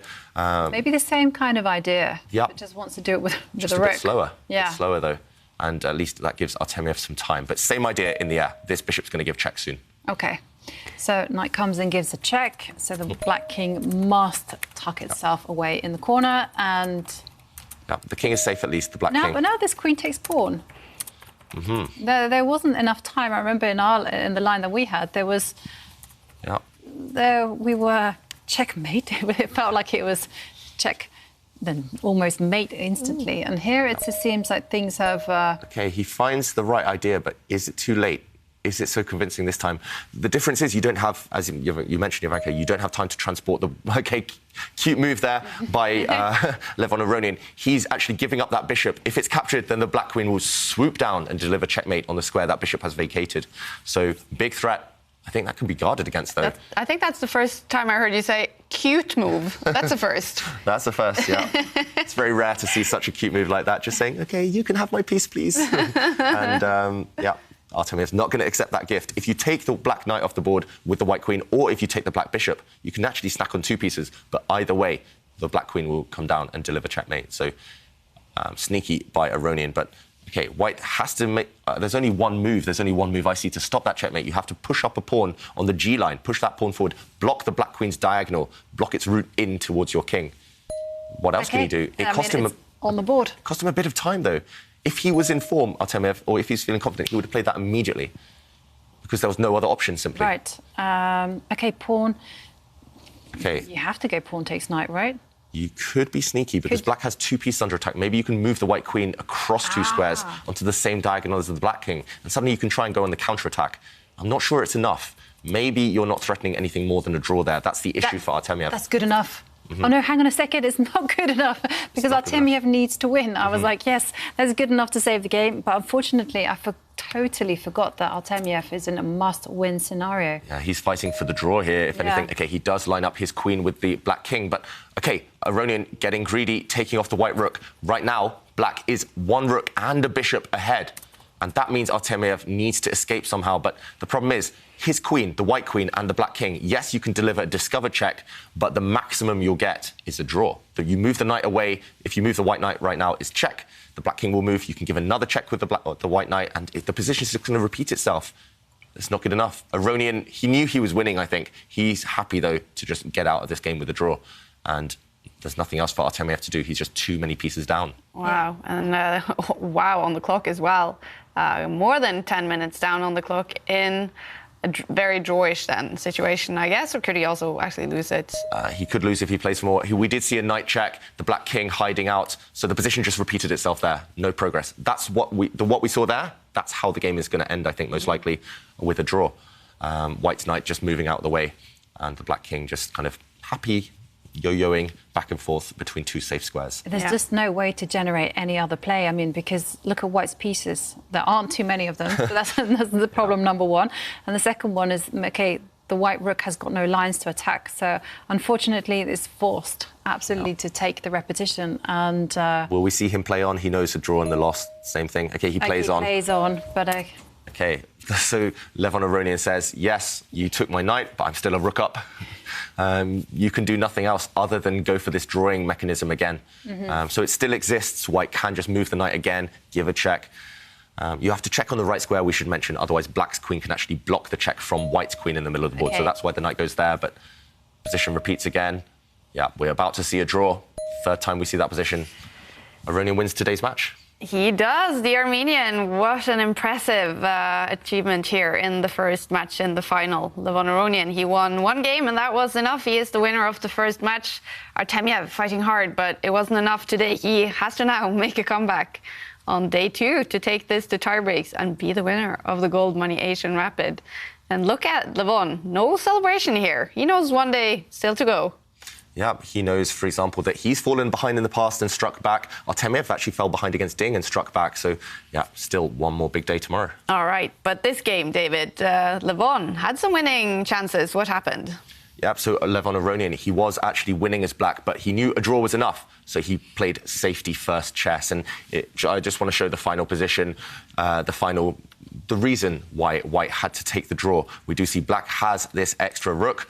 An extra rook is very powerful. White's rook as well, unable to join the attack. So White is just attacking with 2 pieces, and it's not enough. So White had to check on the correct squares. Actually, he could have set a cunning trap. He could have dropped his knight back to this square with a discover check, hoping that the black king just automatically moved, and then the white knight could actually deliver checkmate on this square. But the big flaw in this plan, the big flaw would have been if White's knight drops back, the black queen can just block this check. That's why the white knight had to use different squares. This queen trade would just win the game for black, and we did see the white knight just drop back and forth, repeating the position. It gave a check from this square and discovered again against the black king. The black king moved, and the position just repeated itself. No progress here. Black's king happy with 2 safe squares, and Aronian secured the draw. And we are joined by the winner of the first match, Levon Aronian. Congratulations. Thank you, guys. What are you most happy about today, Levon? Is it that game 3, winning that one? I think last 2 games I started finally playing normally because I started off very slowly, and second game was, of course, kind of a miracle that I survived. Yeah, and I want to ask you, in this final game, so of course you only needed the draw to win the match, and then you castled queenside, and David said, wow, this is courage. Why did you decide to do that? If I play passively, there is a danger of giving him too much play, and I wanna stay in the game. So I don't want to be on the receiving end. Cool. And Levon, we've seen you playing very quickly throughout today, often establishing a big time advantage. Is that a conscious decision, a conscious strategy? Yeah, throughout the tournament, I'm just trying to follow my instincts, and well, sometimes it leads to blunders, but sometimes it works out. So it's always thin balance that I need to find. I think I managed in the third and fourth games, and I'll try to build on it. Mm. And of course, it's going to be quite different for you in the second match tomorrow versus second match in the semi-final where you had to make a comeback. Now you're in the lead, but will that fighting spirit that we talked about yesterday be a big sort of factor for you as well tomorrow? Absolutely. It's the finals, and I'm sure that Vladislav is going to bring everything he has, because he's a great player. And so I have to be ready for it. What would it mean to you, Levon, to win the Goldmoney Asian Rapid? I would be extremely happy, because it's a proof that my work on my chess is continuing, and it's continuing into the right direction. And I think I saw on Instagram yesterday that your girlfriend has also joined you now in Paris. What is life like now in between games here and between every day in the tournament? Oh, she's helping me a lot with everything. I don't have to think about anything, and she's even adjusting my camera every day before the game. So. Fantastic. Well, yeah. I hope you too enjoy a nice evening in Paris, Levon, and good luck on the final day tomorrow. Thank you very much. Thanks for joining us. And then we're also joined by Vladislav Artemiev. Losing day one, Artemiev, what's your feeling now after day one in the final? Hello to everyone. Yes, today was a difficult day. Fortunately, I lost the first match, but it's normal, it's fight, and it happens on your way. So, okay, I understand that it's possible. A little pity that game who I lost was very bad for me, because I have a bad position after opening, probably. I choose risky variation, and finally I lost. And in the final game, probably I can lose again if Levon choose Queen f7 instead Rook f8 maybe. So okay, I'm not very good today, but I have a chance tomorrow, so I will to fight, and we will see. And what will you do for tomorrow's fight? What preparations will you do? I will watch games Levon, and I hope that I can find something that can help me to take a rematch. But it's not easy, of course. But I will try, of course, absolutely. Now, we did notice that you did get very low on the clock in most of the games today. Were you feeling nervous? Was that a factor in spending a lot of time? Yes, it's true that I have some problems with time on my clock, and maybe I must tomorrow relax today evening. But also my openings today was not comfortable, and many factors. Of course, I must to improve my play for the win. Yes. And of course, you must take a lot of confidence from the huge comeback you made in the semi-finals. Will that inspire you for the final day tomorrow? Yes, I hope, yeah. But okay, it's a normal situation, absolutely.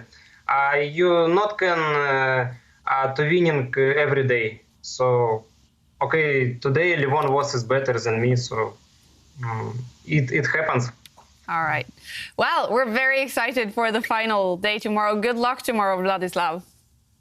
Thank you very much. much. You good luck. Thanks for joining us. All right, such a polite, cool guy, Vladislav Artemiev. He has to make a comeback tomorrow if he's going to take the final to tie breaks.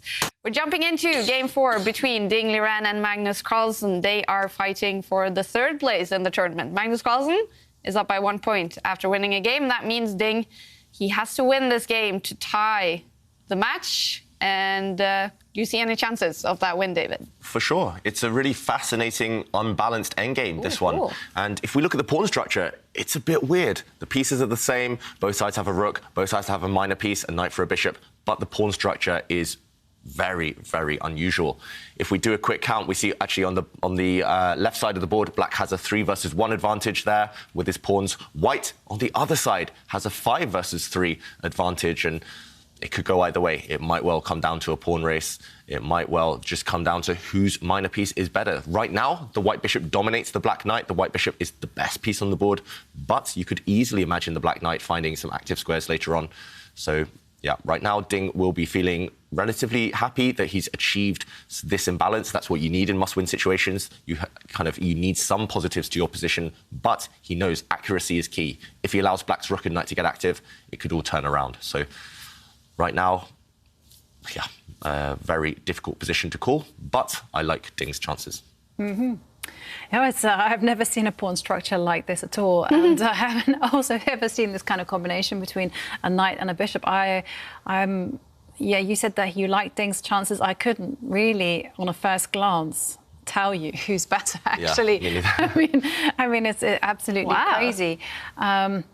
Yeah, because white's bishop, like David said, is so strong. But take a look at those pawns on the left. You know, they could quite easily decide the game. We actually saw that happen in Game 2 between Artemiev and Levon Aronian, that once the knight was helping support some passed pawns, OK, the knight can be tricky. So, and the big question here is, how is white going to make some improvement to the position? Is it just a case of expanding as many pawns as you have on the right, just to forget about the pawns on the left? So many decisions to make. Yeah, actually, right now, the move I'm attracted to is not...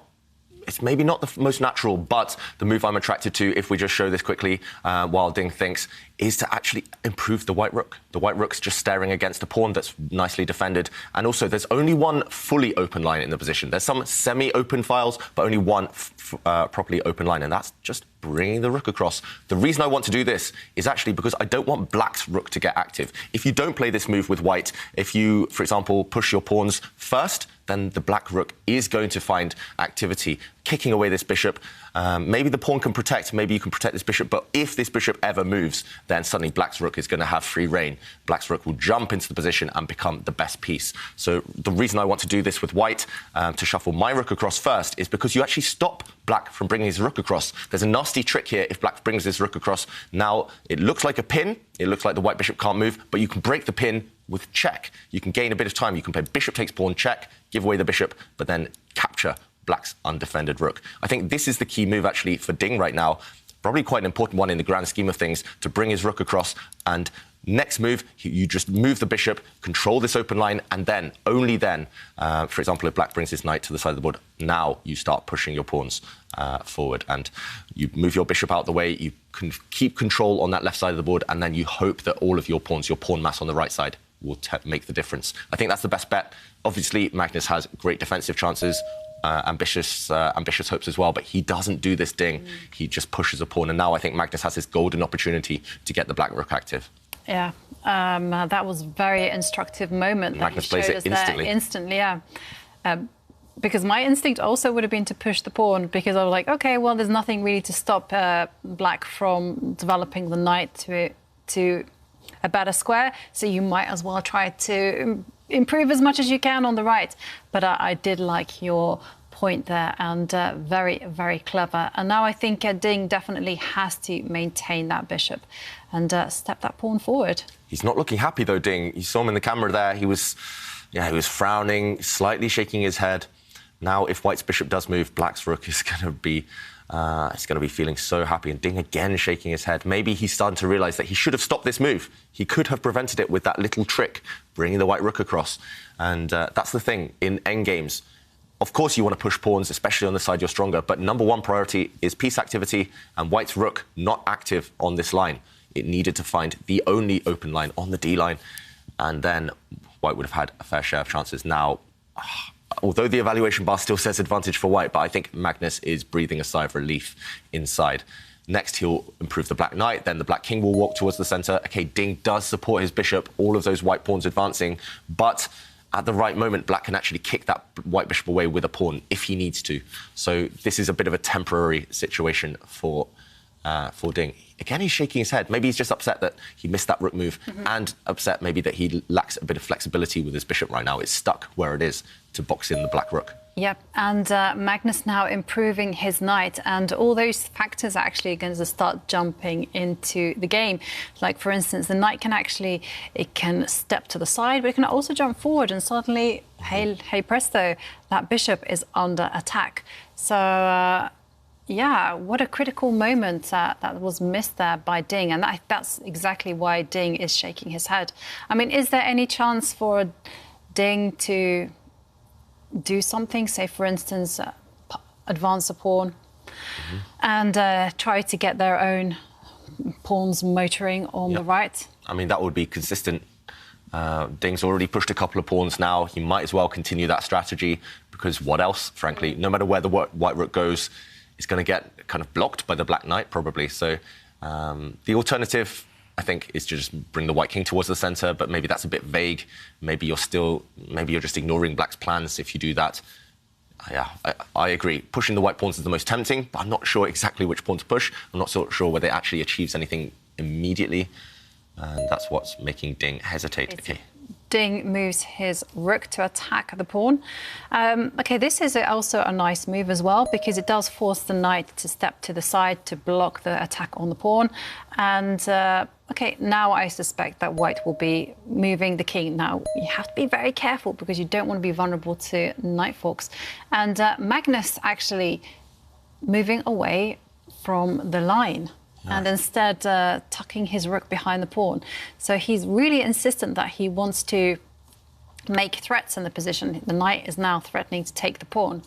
But is it really? I'm not so sure. Very mysterious move there by Magnus.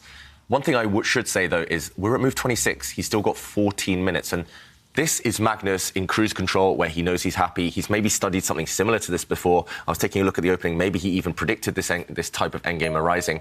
And this is Magnus, confident, playing quickly. And so far today, he's been successful at least. OK, he kicks away the white bishop. That was the idea behind Black's rook move. But, yeah, I just want to say, compared to the semi-finals, we saw against Levon Aronian, Magnus going low on the clock, making uncharacteristic blunders. When he's playing fast and confident, you definitely got to think that he's in control. And, wow, he continues the speed on big decisions. I would have been tempted, for example, to capture a pawn with the black knight there. I think that would have rebounded, maybe. You would have allowed white's pawns in the centre to run. But Magnus, bring the rook back to the open line. Can he get greedy here? Can he take another pawn with his knight? It's tempting. It's very tempting. It's very tempting. That'll be a 3 versus 0 advantage for pawns on the black side. Yeah, and it's on the board. And I suspect the idea is actually that white simply pushes the central pawn forward, the pawn that's furthest advanced, push it up one. And then the whole point is that after pawn takes pawn, bishop takes pawn is check. And then rook takes pawn in the air. So white trying to gain time to release his rook. You need to get your bishop out of the way. And what better way than giving check? So now, if black plays pawn takes pawn, I think white's going to be very, very happy. Ding's going to relish getting that white rook active finally. So pawn takes pawn for black, the most tempting move, but maybe not ideal.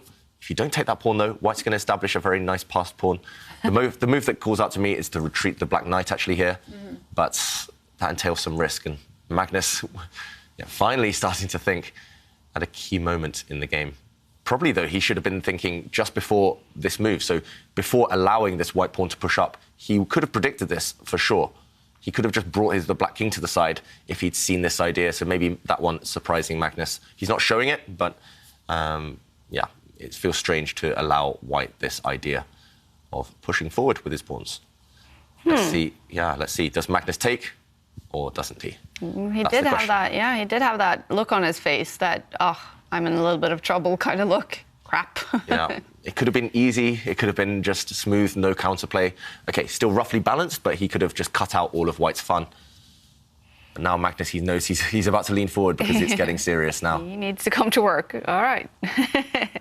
In the lead in the match for third place here, Magnus Carlsen. But if he loses this game, then they will tie the first match. So what can Magnus Carlsen do? He has all the time in the world to think about this next move and even his plan for the next few moves, at least. Yeah, a lot of time, but he should have spent it on the last turn. Now Magnus is raising his eyebrows. Yeah, it was the first move. I was suggesting knight takes pawn, black's knight taking a pawn on the side of the board, but the black knight is temporarily for one move offside, so Magnus probably should have prepared that move first. Maybe the move, in hindsight, he should have played was to bring the black king onto a dark square, so now there's no more checks from the white bishop. So he should have done that last move, and I think he would have been completely safe. Now, the more I look at it, the more I realise those white pawns, they're going to become dangerous. Yep. Definitely a hasty decision by Magnus there, and Ding looks happy as well. Ding looks happier as well, more focused now. Yeah, and Magnus moving his king and allowing pawn takes pawn. So that is one scary pawn that has reached almost the edge of the board. But okay, as compensation, Magnus has 3 passed pawns that are going to run to the edge of the board. So, yep, there he goes, attacking the bishop. Now, where would you retreat the bishop? There's only... Well, where would you move the bishop? Because you don't need to retreat it. You can retreat it to 2 squares, or you can move it forward. I'm thinking maybe white has a very sneaky move here, and that's actually not keeping the bishop on the same diagonal as your pawn. Retreat it to the other diagonal. OK, Magnus really not happy now. He's realising how dangerous this is. So that's we have to show that idea, because that is very crafty. So David's idea is actually to retreat the bishop, not keeping an eye on the protection of the pawn, but it's actually on the board. Yeah, this is exactly what I thought Ding should do. He retreats his bishop this way. Doesn't look natural. It looks natural to keep your bishop protecting this pawn, but the reason you do it is because now this rook is unleashed, attacking this pawn. If black marches forward, the reason you kept your bishop on this diagonal is because now you can capture this black pawn. So that's the key, to go after the black pawns, ignoring your pawn with white, and suddenly black would be in huge trouble. So in the current position, Magnus has a dilemma. How do you protect this pawn? Maybe you can't. And if you can't, then the other most natural move is to maybe capture white's far advanced pawn, but suddenly you see the power of the rooks. There's a big differential here. White's rook is super active. It can go behind black's pawns. It can go up the board to check the black king. White's rook active. Black's rook on an open line, but not actually going anywhere. And the black knight as well on the side of the board, offside. There's easy targets. Don't forget that white has a passed pawn in the middle of the board that's also going to start advancing. So if that's not... what a beautiful piece. And it's also promoting on a light square. What does white have? Light square bishop. Ka-ching. Yep. So right now, if in the current position, I think black's in big, big trouble. It's just turned around in literally just 3 moves. Magnus lost control for 1 second, and then it's all spiralling out of control. So this pawn at target, not easy to hold it. Yeah, he just lost focus and just forgot to think about what Ding's plans were and tricks in the position. And actually, I agree with you. I put the kind of blame on the fact that he took the pawn and didn't improve his king situation. I mean, that idea has been in the air for so long. It's good strategy just to kind of prevent these type of tricks. It's good strategy, putting your king on the opposite colour from your bishop, from your opponent's bishop. And OK, Magnus, he realised he couldn't defend that pawn in a safe way, so he just pushed his own pawn, and he's hoping that maybe the black knight can come in, maybe that pawn on the B line for black is going to continue running. It does look like it's quite easy to stop that pawn, though. White's rook can go behind, white's bishop can even stop it. Yeah, so Magnus, it's the commentator's curse. I was praising him for being in the flow, being quick, confident. He played one move too quickly, though, and that has come back to haunt him already. Yeah, white now up a pawn and looking good. Yeah, it certainly does look good. And any chances? I mean, black does have 2 passed pawns on the left. I mean, can maybe Magnus can just forget what's happening in the centre and just kind of move the knight out of the way? Yeah. I think that's the most likely move right now, but maybe Ding has a cunning plan. Actually, I just spotted one interesting idea, one nice idea for white, while Magnus makes a face there. Maybe we can keep an eye on him, because he's not going to be happy with the progression of this game. The black knight can come in, but then the white bishop will just move. This bishop, maybe it will step this way to protect its pawn, but I have a cunning plan in mind if, instead of this knight jump, you push your pawn. This is the most tempting move. He's played it, and now Ding has a killer move. He can bring his bishop to the edge of the board, supporting this pawn, just ignoring black's play, saying, yes, you can push this one, but, OK, there we see, actually, it's the only move that immediately wins, putting your bishop on this square, ignoring black's pawn about to make it queen, and actually you can't stop it. But you make your own queen when you go for checkmate. You bring your rook across, and if black does make a queen now, then suddenly the rook will step up, trapping the black king, and after rook takes rook, you can even promote, OK, you can promote to a queen, but you can even promote to a rook there. Ding doesn't find the killer move, and maybe the advantage has slipped. In the current position, he just pushes his rook up one square, and now, OK, Magnus brings his knight, giving up this pawn. Well, his idea is to play knight takes. No, what's his idea? I don't see it. I don't understand. Maybe his idea is to play knight check. Magnus was fine there. Actually, Magnus could have just saved the game in this position by bringing his rook up and across to block the white rook. But he's just given up his best pawn. He's given up this pawn for free. So many surprising decisions. He's got 9 minutes left. OK, he gave up this pawn. The white rook took it, and now he's banking everything on this guy. But I don't know. It feels like Ding now should be winning this game. Maybe you can just kick away this black knight. Yeah. It's so many surprising turns of events in this one. Yeah, definitely. It was a bit bizarre, actually, just to give up the pawn just like that.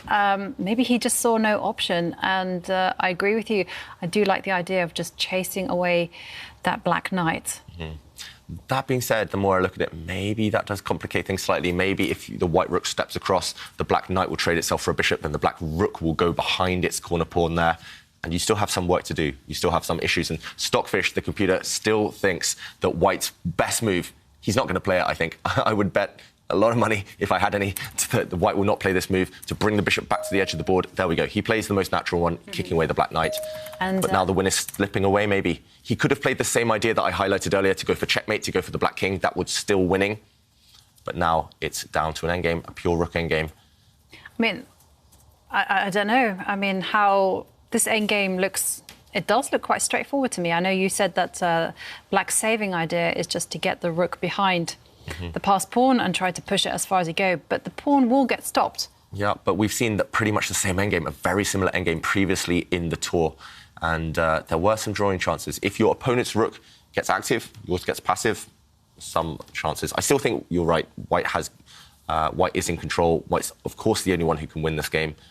But the fact that Ding is thinking now, after the most obvious move by black, means that maybe he's realised it's not as easy as he thought. After white's king captures, OK, the rook captures that knight, the black rook at the right moment is going to go behind its pawn on the A line there.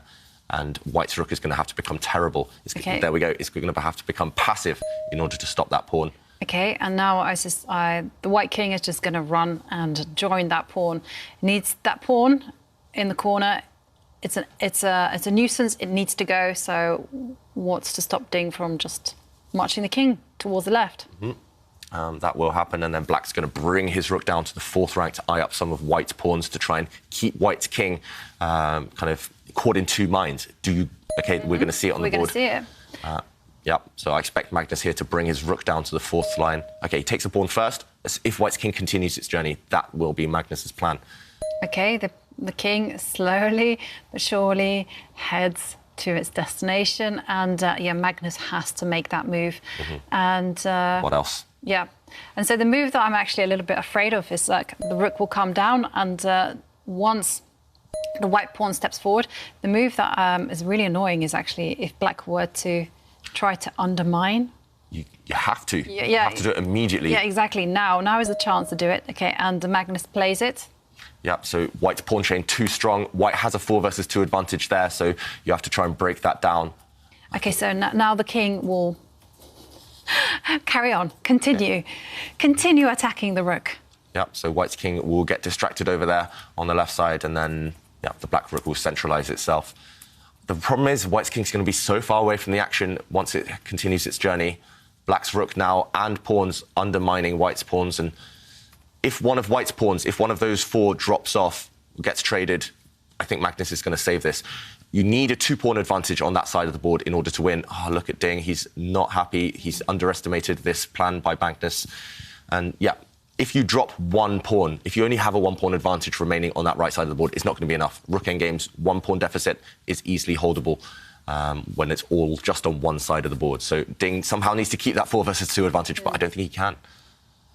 He can't in a kind of safe, happy way, at least. He's going to have to give one of those pawns back in order to get Black's pawn there on the left. And again, it must be a lesson in spend your time wisely. Ding, like Artemiev, just getting very low on the clock. Magnus and Levon both have spent little time on their clocks, and they have been able to save situations where it has been dramatic for them. And this is the issue, actually. Magnus steps forward with the rook and carries on protecting that pawn. And this is where you kind of really regret the rule in chess of, like, you have to move a king when it's in check. I mean, if that hadn't been in the air, then you could actually make some other move. But, OK, the king must step backwards and... What other move would you make, Jovanka, if you didn't have to step that king out of check? Yeah, anything. But, OK, maybe, I mean, no, you don't need to step the king backwards. I mean, that's just really passive. Just step the king forward. So you think the king should go diagonally forward to the c4 square? It needs now active. To change its mind, head towards the right. Yeah, White's rook does keep the black pawn from advancing. White's rook defending everything along the second rank, so that would make sense. You don't want to put your piece on a bad square, a passive square. So White's best chance is to step forward. White should not go back with his king.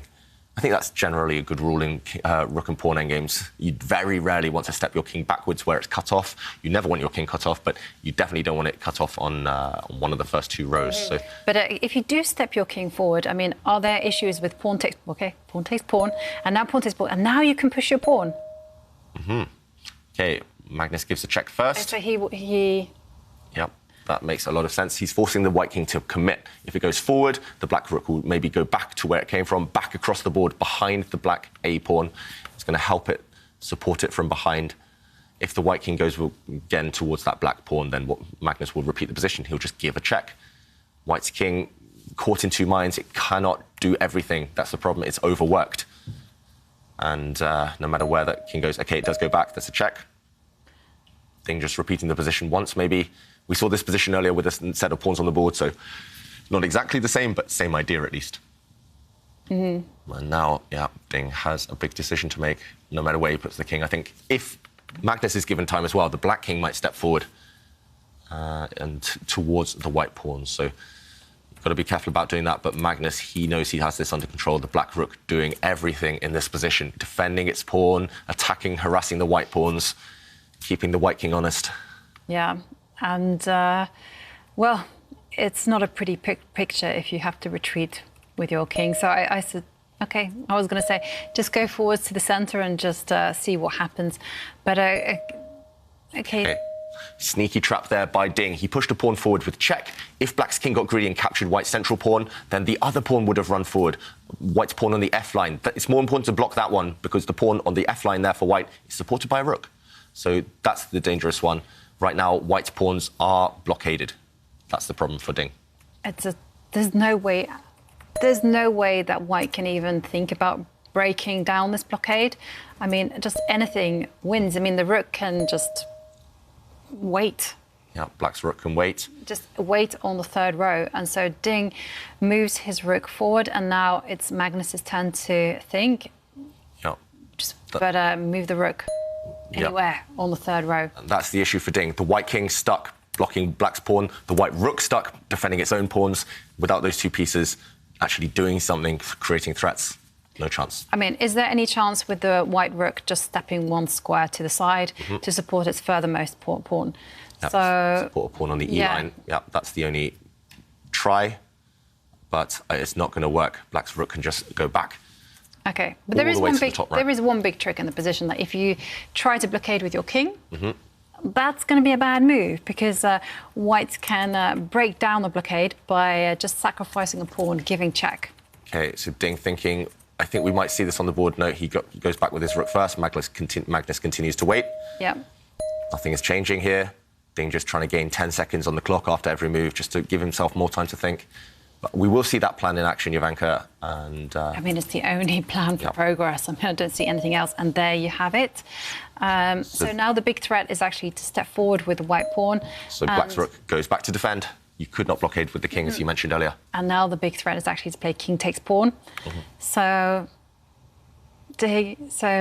basically, Ding is forced to then defend the pawn, and Black continues with putting the rook on the third row. Yeah. Easy. No progress to be made here. Yeah, the white pawns, they just have to be defended. That's the only way you're ever going to win the game. If white continues advancing his pawn on the E-line there, easily blockaded by the black rook as well. And we've seen this position before. Yep. Second time we've been here. And if it repeats a third time, that will be a draw. Magnus, he's set up the perfect defensive formation. And OK, what about another trick? Maybe. OK, not this way. But I have an idea that maybe the rook gets behind, wait, and now you step to any other line other than the E line. Which way? OK, which way would you go? What would your threat be? Well, my whole point is that then. OK, black's rook, again, we should mention just stepping back. This was required to stop white's e-pawn. That black rook will just sit in front of it. OK, Ding decided nothing else to do but capture the black pawn, and now one of white's pawns drops, and this is headed towards a draw. Black's just going to gobble up white's remaining pawn, and yeah, we're heading towards a king and pawn endgame.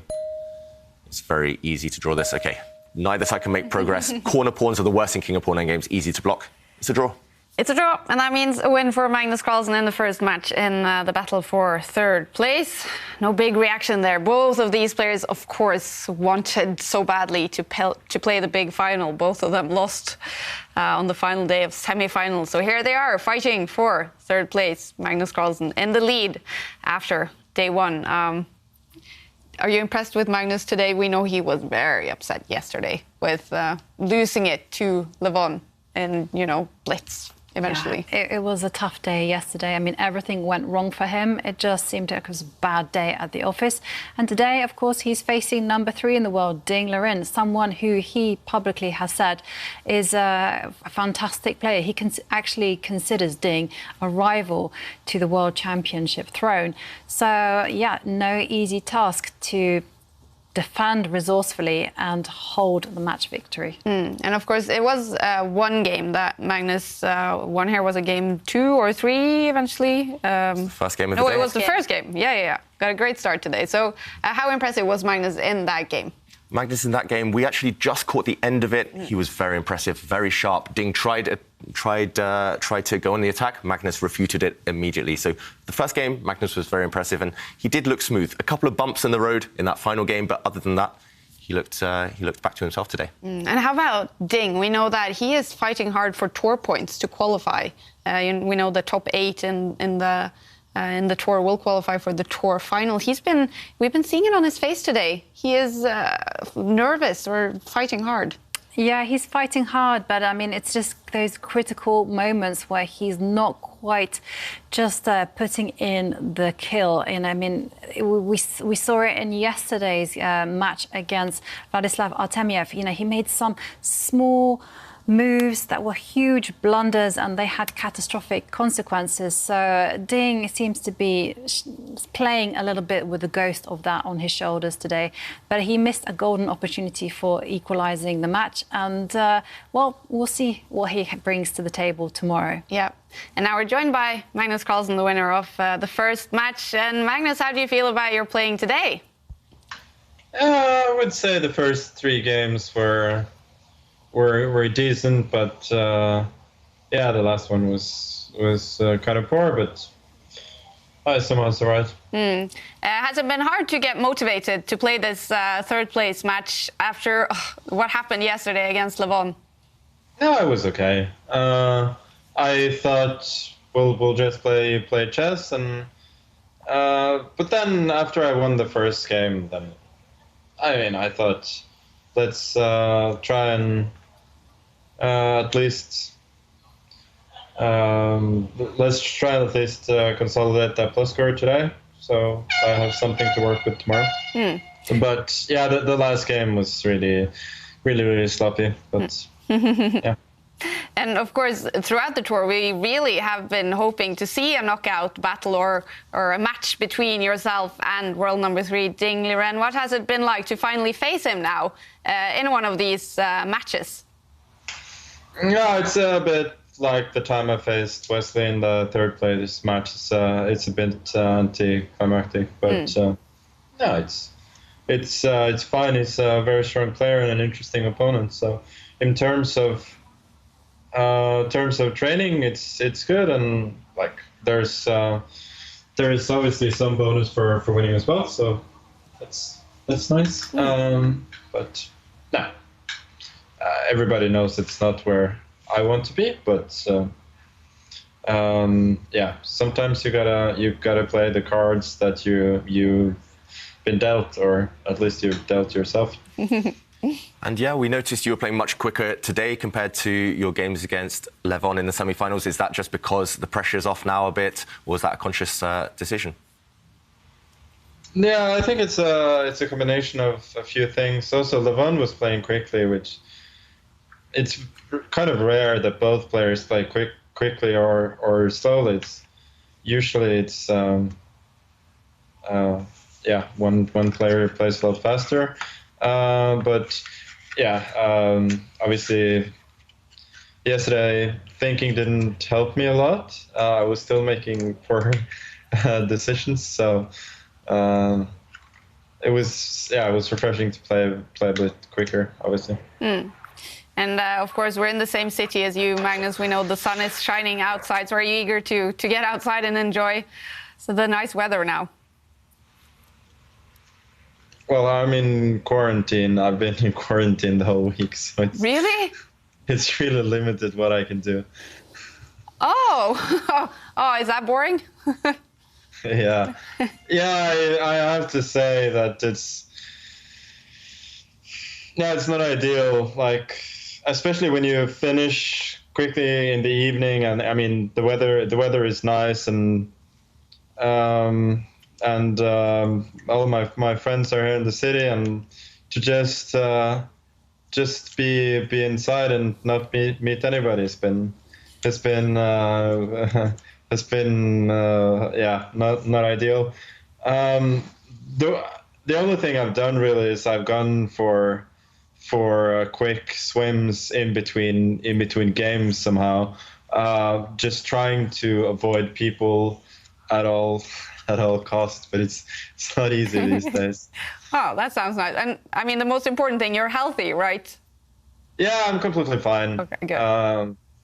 So it's just one of these things that happen these days. Absolutely. All right. Well, I hope you can go for a swim at least, Magnus, and good luck on the final day tomorrow. Thank you. Thanks for joining us. All right, well, I didn't know that. Magnus Carlsen in quarantine. Oh, that must be so boring. That's so awful, especially in Norway when the weather is nice. Yeah. I mean, everyone runs outside, and you know what it's like living in Norway. Yeah. Sunny days are few and far between, so yeah, definitely it sucks a little bit. But okay, great comeback from yesterday's disaster from Magnus. Yeah. Do you think that will have affected him somewhat, David, that, you're not able to just get a break from the tournament? Exactly. It's always going to be at the back of your mind, right, that you're not just feeling free, that you can't do what you want. It's going to affect your preparation, your routine, everything. So, yeah, Magnus, he's trying to make the best of a bad situation. Of course, he was smiling there, which is nice to see. Yeah. And, I'm looking forward to seeing how that match finishes tomorrow. Yeah. It's all coming up tomorrow. Final day of Goldmoney Asian Rapid will be decided. These are the results after the first day. So, first of all, the big final with Levon Aronian and Vladislav Artemyev, the Armenian, getting a win in Game 3. Vladislav, he was fighting hard in many of the games, but he wasn't able to get that win. So that means Levon is in the lead. After the first match, Vladislav Artemyev, he has to make another comeback to tie the match and take it to tie breaks. If they tie the match tomorrow or Levon wins, he will, for the first time in the Meltwater Champions Chester, be the winner of a tournament. Exciting stuff coming up. And Magnus Carlsen, he is in the lead after the first match against Ding, fighting for third place. same situation for them tomorrow. Ding has to make a comeback to take it to tie breaks. All right, and we've had a very cool quiz of the day, and especially the prize is interesting. The prize is absolutely fantastic. You know, it only happens once a show, and it's a big one. Yeah, the prize is, you can see it there, 1 year Chess24 Premium membership, 1 year Play Magnus Plus membership, and that's 3 apps included there. And then you have the newly launched Chessable course, which is called Master Your Chess by Judith Holger. Wow, wow, wow. I mean, just incredible, just tools for learning and improving your game. And we asked, what is your favorite chess piece and why? And as always, you guys kept us entertained with your responses. Now, before we announce the lucky winner of today's incredible prize, we do have 3 honorable mentions. And the first one comes from Avind US, who says their favorite chess piece is the pawn. It is a great analogy for life, going one step at a time through different obstacles with the potential to transform into something greater. So who knew? A chess pawn could be quite inspirational. Yeah. And a nice answer from Nishi, who said that they visited a chess piece manufacturer and found out that it takes 11 hours to handcraft a knight to perfection, but only 8 seconds for him to, or her, to blunder. Definitely a creative piece indeed. And then David says that their favorite chess piece is the patient bishop, which waits in the back ranks and exploits its power later in the game. And they've been really inspired by David Howell's commentary of the tour, which made them discover the beauty of strategic chess. And that's why I didn't write that one myself. I didn't pay him to write that. And today's lucky winner of the absolutely fantastic prize we have up for grabs, that goes to Devansh Bhushan, who says the knight is their favorite piece in the game. It is so tricky with the forks. It is ready to jump over other pieces to attack the opponent king. Also, it also gives the opponent nightmares, in the words of David. All right, cool. Cool answer. And well, David, I know your favorite piece maybe is not the pawn. We have challenged you throughout this tournament. Well, we did one day. Oh dear. Yeah, we did the pawn push-up challenge. You said yes to it. And Yes. I know someone has actually counted the number of times you have said pawns one of the days here. And we'll see the result of that tomorrow. Wow. And actually, Kaya, I do have a surprise of my own for both of you, Kaya and Jovanka. You mentioned the pawn push-up challenge. We've had so many challenges in the past before. I've been doing a secret challenge this tournament throughout the show. Good. And I was challenged by our good friend Askild to insert as many song titles or song lyrics into the commentary as possible without the 2 of you noticing, hopefully. I have noticed. You've noticed a couple of them? Ah. Done. But just a couple. Just a couple, yeah. And we have prepared a special video for you, so let's take a look. Oh, no. Even though you have been surprised, you've got to have faith. One night in Bangkok. Yeah. Look at the clock situation as well. It doesn't matter if you're black or white. No London calling yesterday. Yeah. What you going to do when they come for you? They need to. Wow. He's done it. He knows his stuff. There's something in the air tonight. This is some gangster chess right now. I mean, yeah, this is gangster paradise with just time after time play this exact same game. Yeah, it's all the small things, right? Yeah. And yeah, here I go again praising Anishgiri, but he plays it again. These players finding all the best moves time after time. All night long, you need to push those knights back. But for Dubov, yeah, don't stop believing. Just like, I knew that one. oh, what a night that is. Like, he might continue to do that. And what a feeling for him if he qualifies. This is definitely a case of good knight versus bad bishop. Yeah. London calling, it is the London system. Yeah, give me everything. Take another pawn. Do you think if he could turn back time that Magnus would just choose a different opening? Yeah, that's life. You have to adjust. And I know that a lot of his fans, they say he has a heart of gold. Wesley was his kryptonite until recently. I mean, he's only on the edge of 17. Push that button, push the draw button. One fine day, one beautiful day. It is committing. It is a sin. He only had one shot. He did not miss his chance to blow. It's under pressure from the black bishop, from the black queen as well. Under pressure. Under pressure. race. Yeah, ready, set, go. Push her baby one more time. Terrify the living daylights out of me. I like that one. Scare and terrify. Scarify. Got to celebrate these good times, and so just let it be. Let it stay on that square. Yeah, don't break this chain. Another one bites the dust. Another pawn drops off there. It's coming home. Yeah, that pawn was born to run. I mean, that is going to just fly up the board soon. Bruce Springsteen there.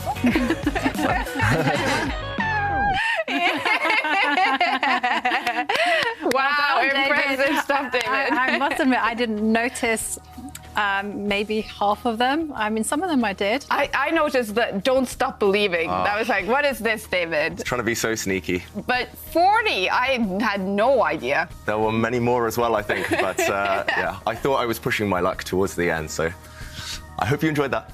That was a lot of fun. Impressive stuff. Have you been aware of all of them, or have some of them been by accident? It's been very conscious. Askill was sending me a list and trying to be a bit sneaky. I didn't get London Calling. That one just went over my head. Yeah, and so many times as well, the London Calling. I know. And time after time, turn back time, didn't get any of them. Yeah. Gosh, David, genius. Genius. Not just at chess. It's all about this challenge. Good job, David. All right.